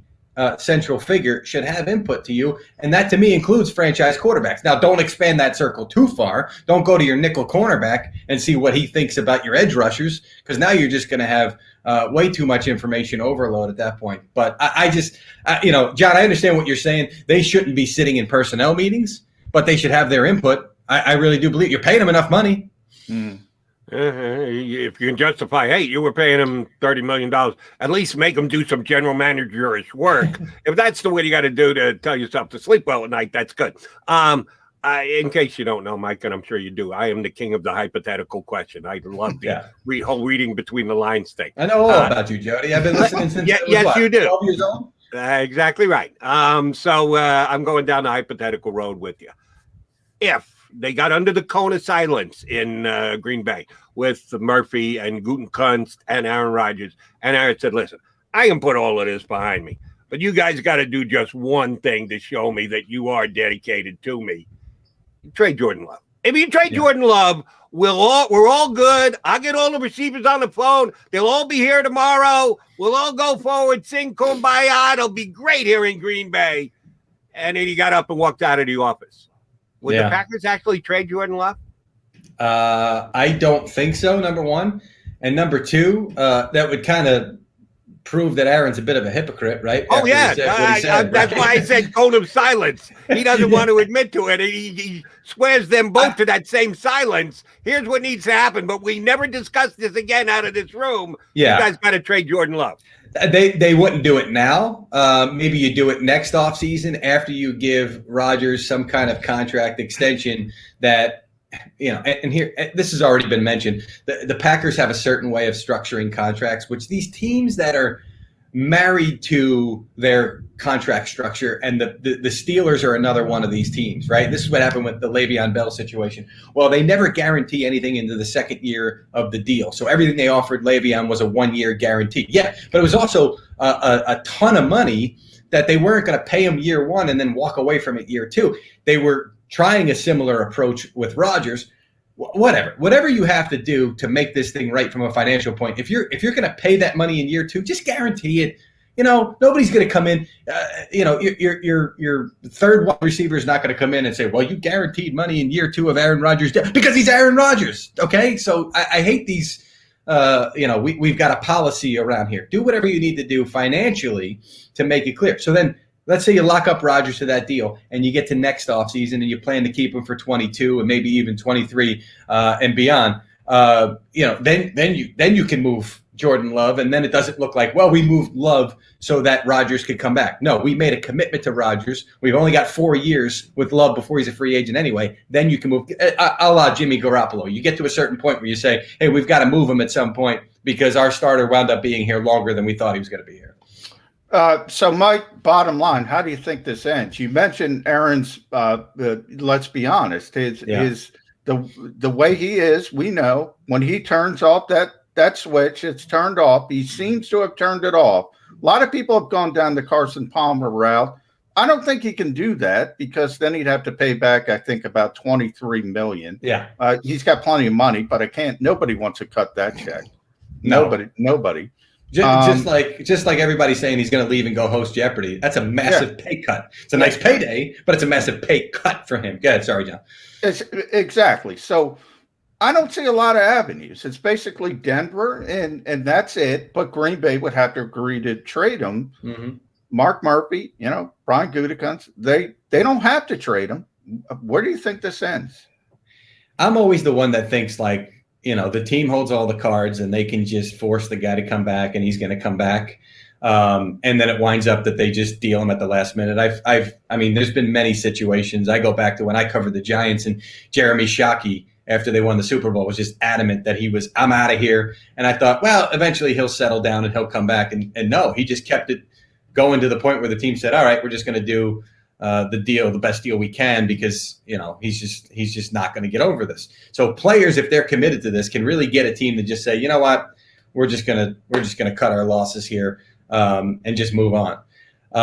That being said, I do believe the new rules in the collective bargaining agreement agreed to last year are going to make it very difficult for any player to make a stance because you're right, John. If he holds out, it's a mandatory fine that cannot be forgiven, that cannot be reduced.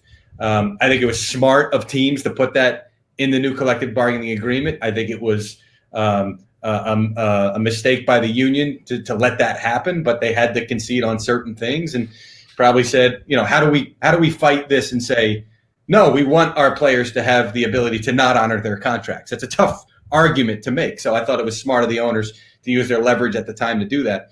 I think he winds up back there.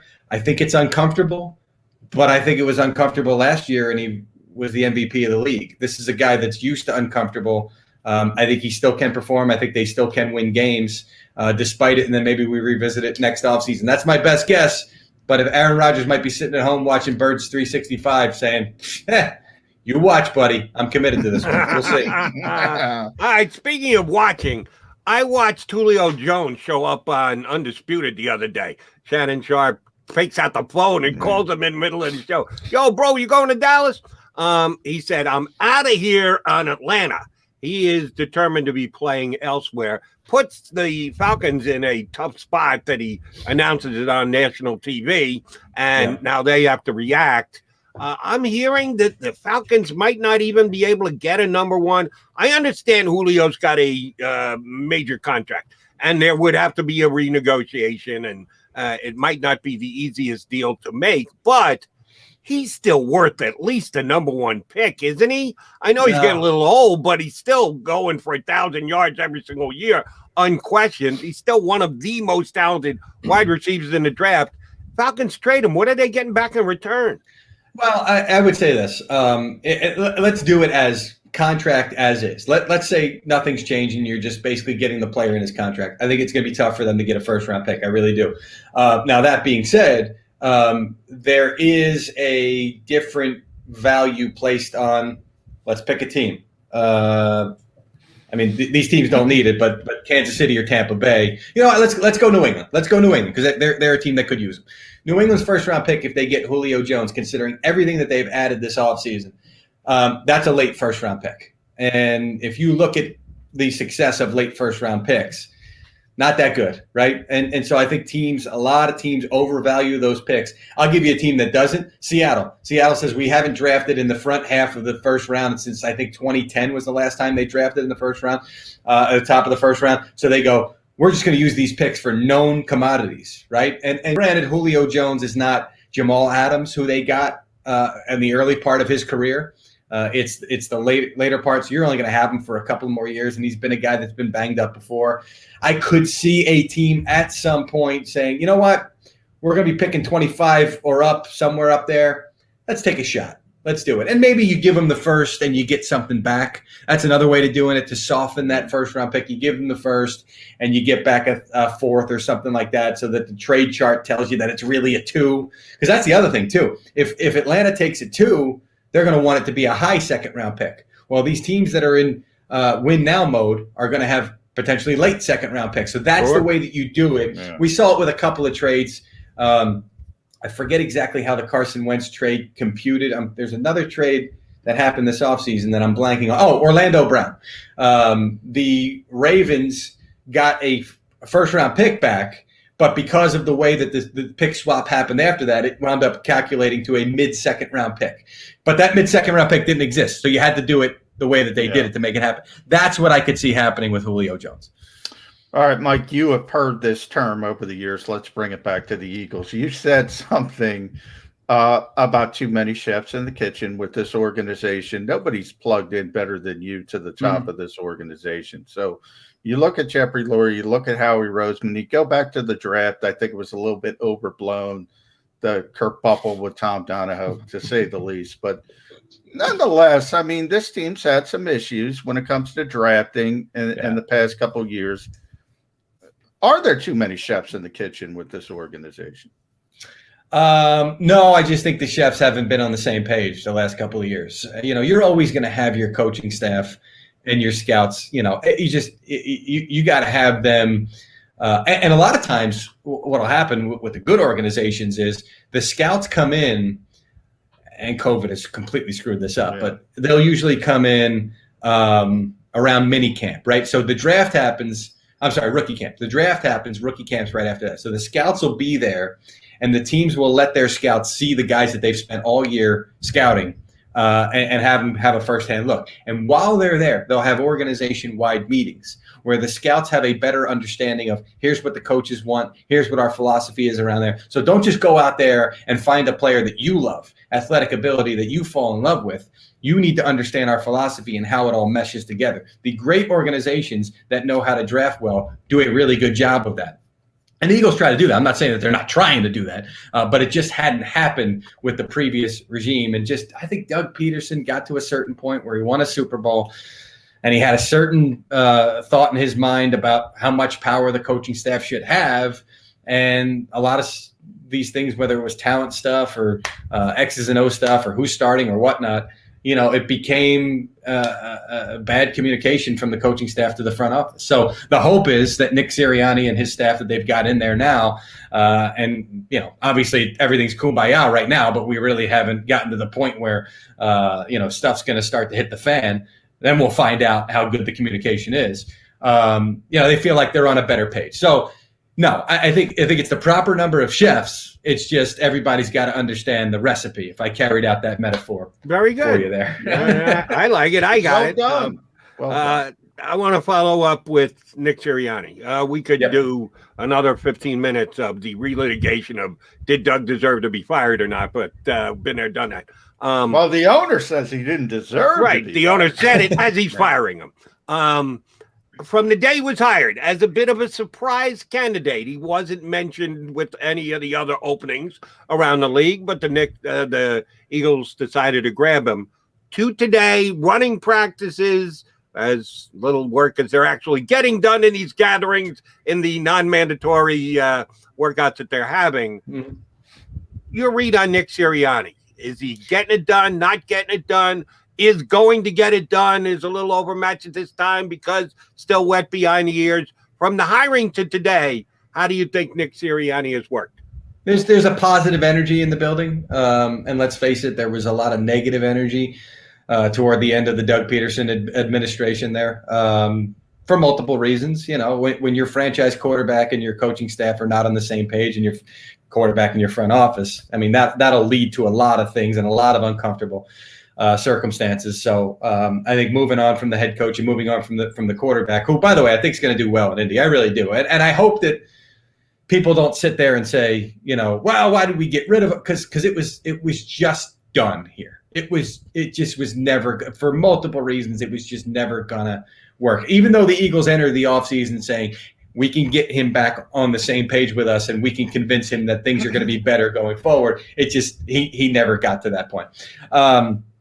So I like the energy. I like the feel of the energy here. Let's face it. After that press conference, he had work to do with the players. Okay, the players saw that press conference and had the same reaction to a lot of folks, a lot of average Joes like us, watching that and saying, "This is not good. This is." The players were texting amongst themselves saying, "What did we just get ourselves into?" But you know, they've gotten a better understanding of him. He's been better in press conferences. He's been better in meetings with them, and they understand his persona. Now, look, he's going to get into the regular season.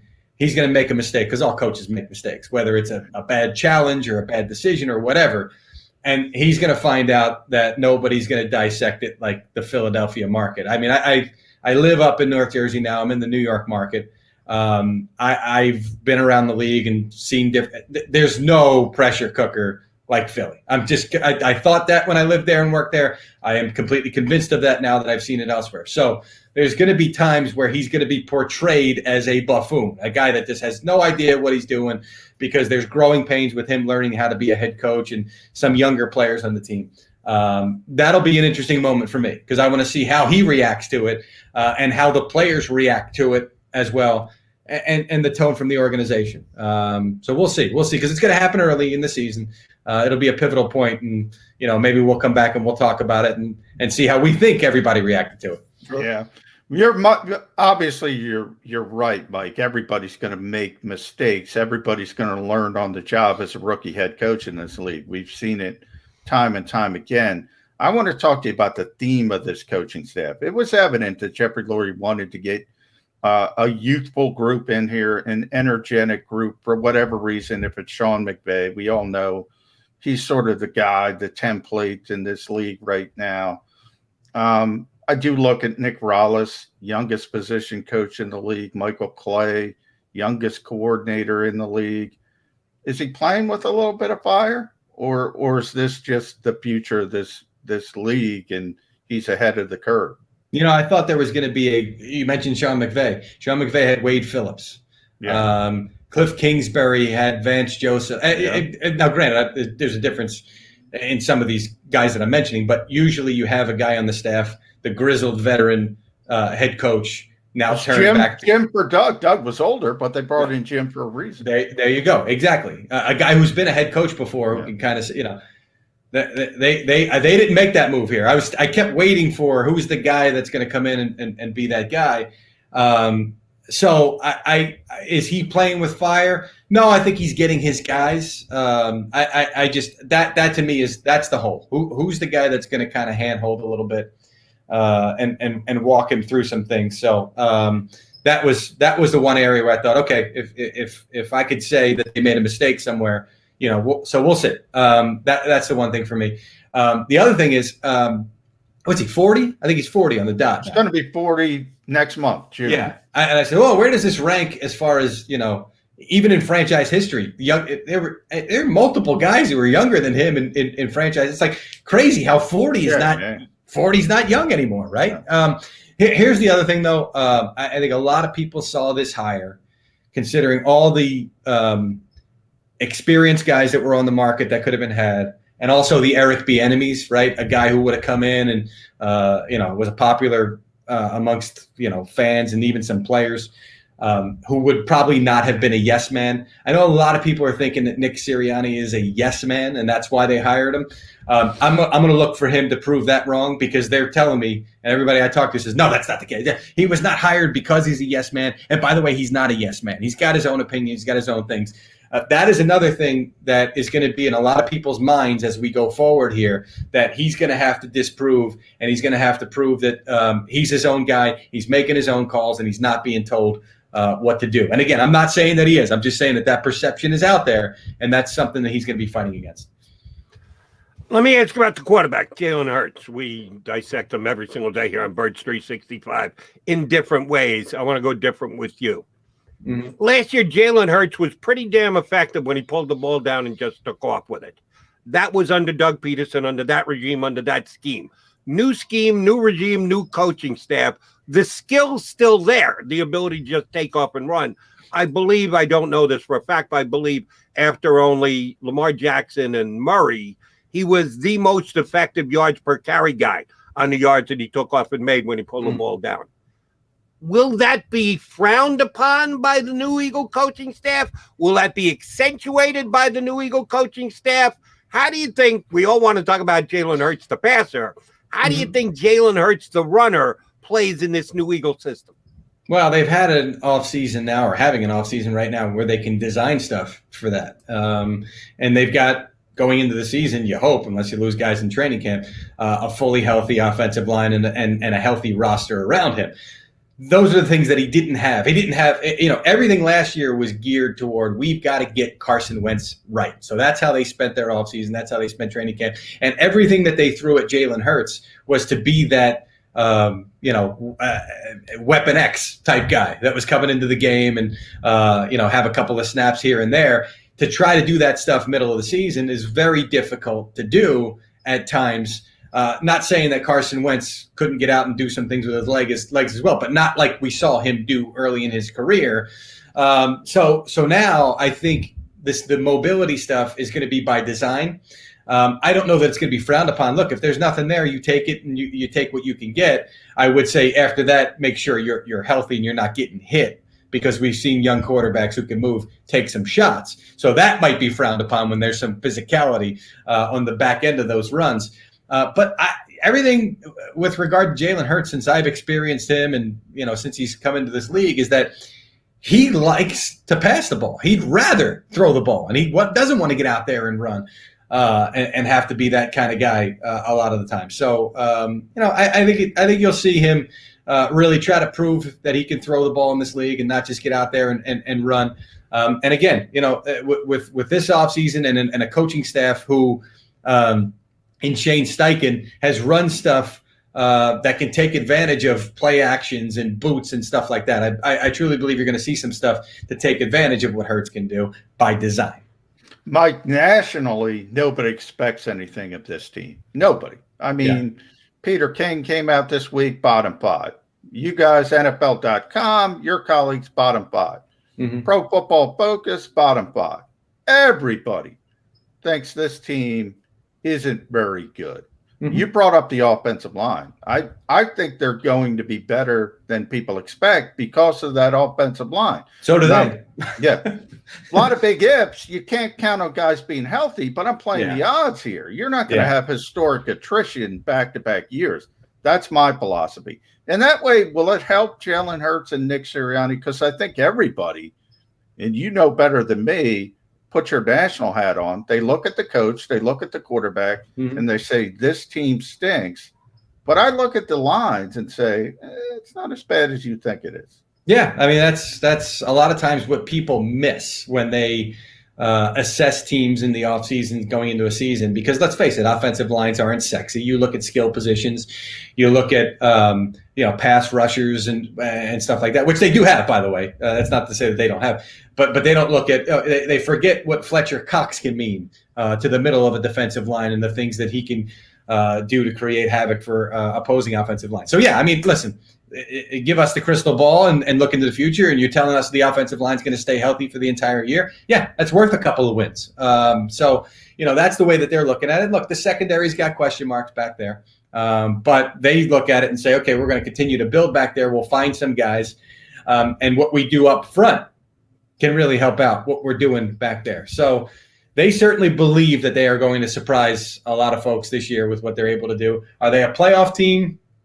Probably not, in my mind, but are they 8-9, which 9-8, 8-9. It's going to take some getting used to. Yeah. I love, the fact that we don't have 8-8 as a benchmark anymore is just a huge hole for all of us who are assessing these teams going into the future.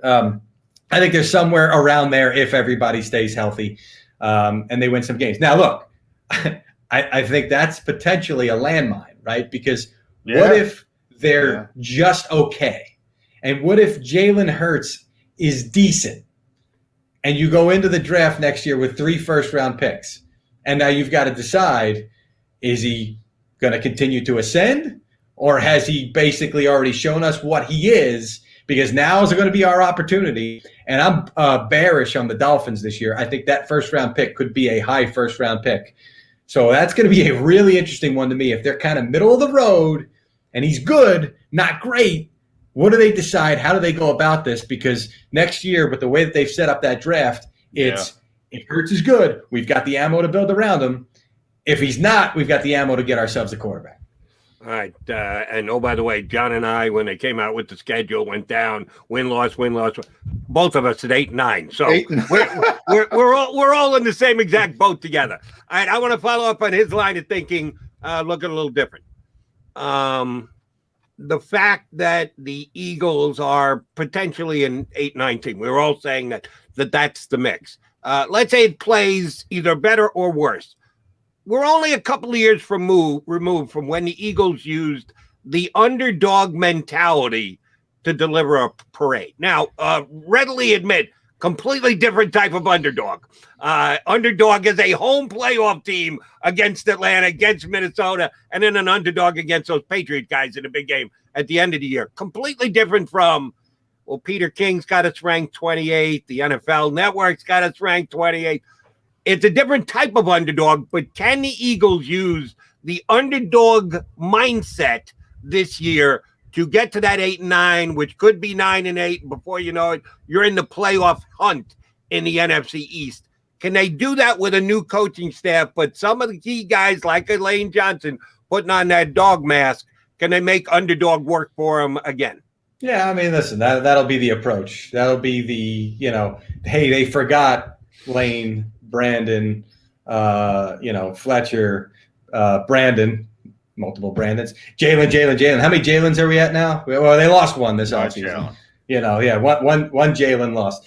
I mean, they'll be. They forgot about us. They forgot how good we are, and we've just been banged up, right? So that's how those players will use it.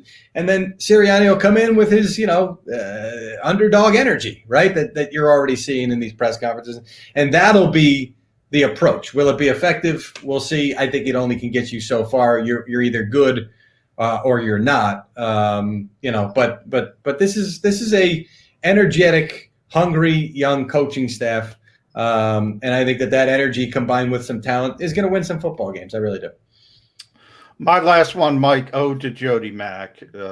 So this is for you, Jody. Deshaun Watson. Oh, I thought you were going Greg Ward. No. Allegations evaporate. So we're doing speculatory, Jody Mack. Yeah. How quick is Howie Roseman on the phone? I mean, faster than the evaporation occurs. There's still liquid, right? Like there's just time out on that one. Quickly. He's definitely in on it. There's no question about it. Some people who are pro Jalen Hurts, might feel a certain way. And if they're able to pull off the trade, I don't think Howie cares. I just, nor should he, by the way. Forget hurt feelings. Yeah. No pun intended. Hurts feelings. He tries to make the move. He tries with everything he's got. And everything he's got includes those 3 first-round picks next year. Yeah. They were committed to Carson Wentz, who would never take a $33 million dead cap hit until they did. And they'll be committed to Jalen Hurts until they're not. If Deshaun Watson actually becomes available, you are dead on right, Mr. Garafolo. Mikey, great stuff. Appreciate you coming on with us today. If you don't mind, we'll tap into you from time to time to jump on Birds 365 in the future with us. You got it, boys. Thanks for having me. Thanks, He Mike. is Mr. NFL Network, Mike Garafolo, who, yes, is a Philly guy. He might be living in North Jersey these days, but don't kid yourself. He's a Philly guy through and through. He's John McMullen. I'm Jody McDonald. We're both Philly guys. We'll come back to put a bow on the show here on Birds 365. If you missed any of today's show on the JAKIB Media channel, listen to the podcast on your way home. Available on YouTube, Apple, and Spotify.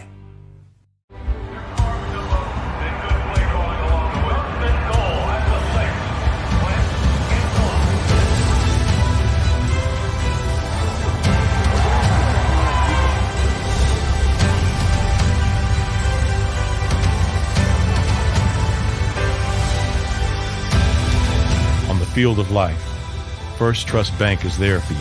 Champions on 3. 1, 2, 3. Because Philadelphia dreams deserve a Philadelphia bank.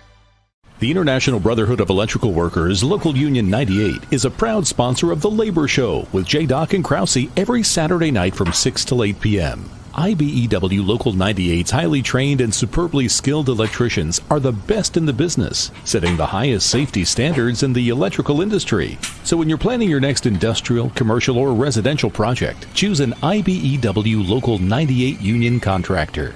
Learn more at ibew98.org.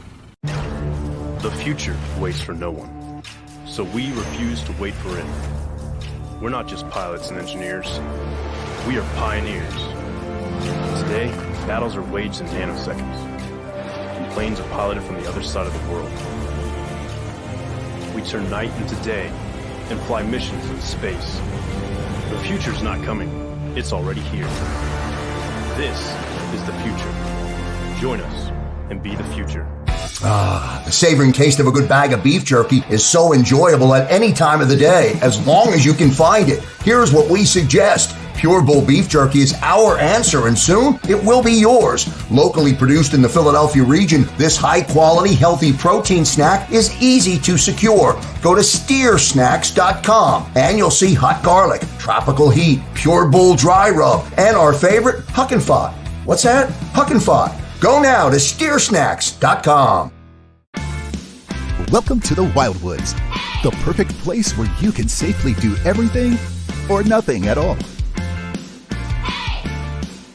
Catch a wave, take a nap, go for a drive, grab a bite. It's your vacation, and we're doing everything we can to make it a safe one. The Wildwoods. Your vacation, your way.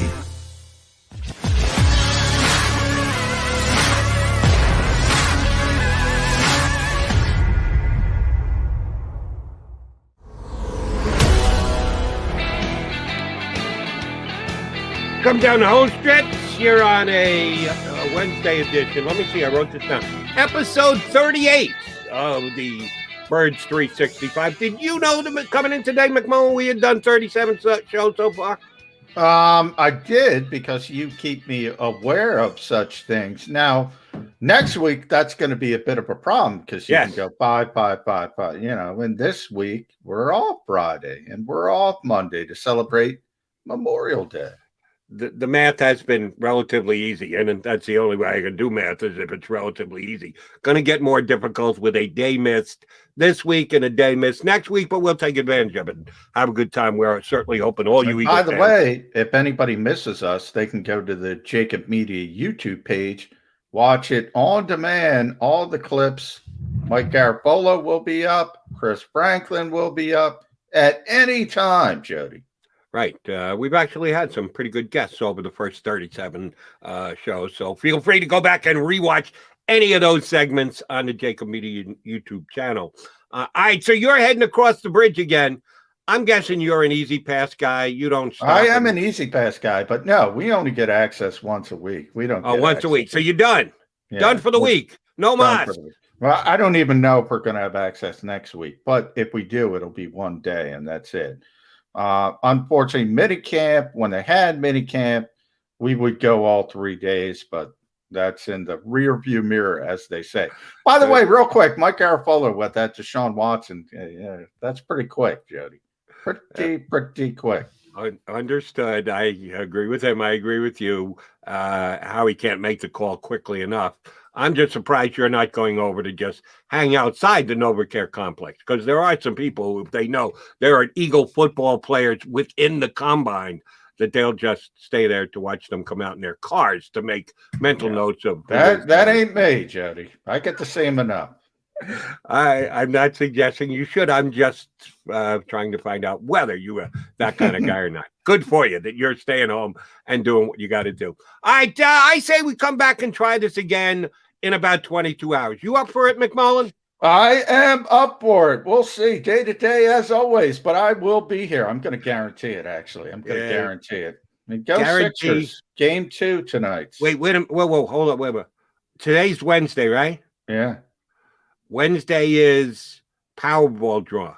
I think it's 20-some-odd million, which, by the way, neither you or I were in Levittown, Pennsylvania last week, because somebody hit the Mega Million for a $500 million. Okay. 500 million and change was sold right in the Delaware Valley in Levittown. I didn't have anything to do in Levittown last week, so I didn't know to go there to buy my ticket. So, yeah, I'm working. Now I'm going to have to go out and buy a ticket. All right. Yeah, Mega Million. You just put more on my plate. Joe. Mega Millions is only 2 million and change. I don't know if that's life-changing money for you. Not for everybody, but it's only 200 and change. So I don't know. But the drawing will be tonight. So if I hit, you're on your own, McMullen. I'm exit stage left. I can guarantee you that. But I don't 2 think million. I'd have to take a pay cut. Joe Krause. I don't think either one of us is going to have to sweat that. But good job today, brother. Thanks to Chris Franklin and Mike Garafolo for hopping out with us. Coming back in 22 hours, you'll get another edition, number 39, of Birds 365. If you missed any of today's show on the JAKIB Media channel, listen to the podcast on your way home. Available on YouTube, Apple, and Spotify.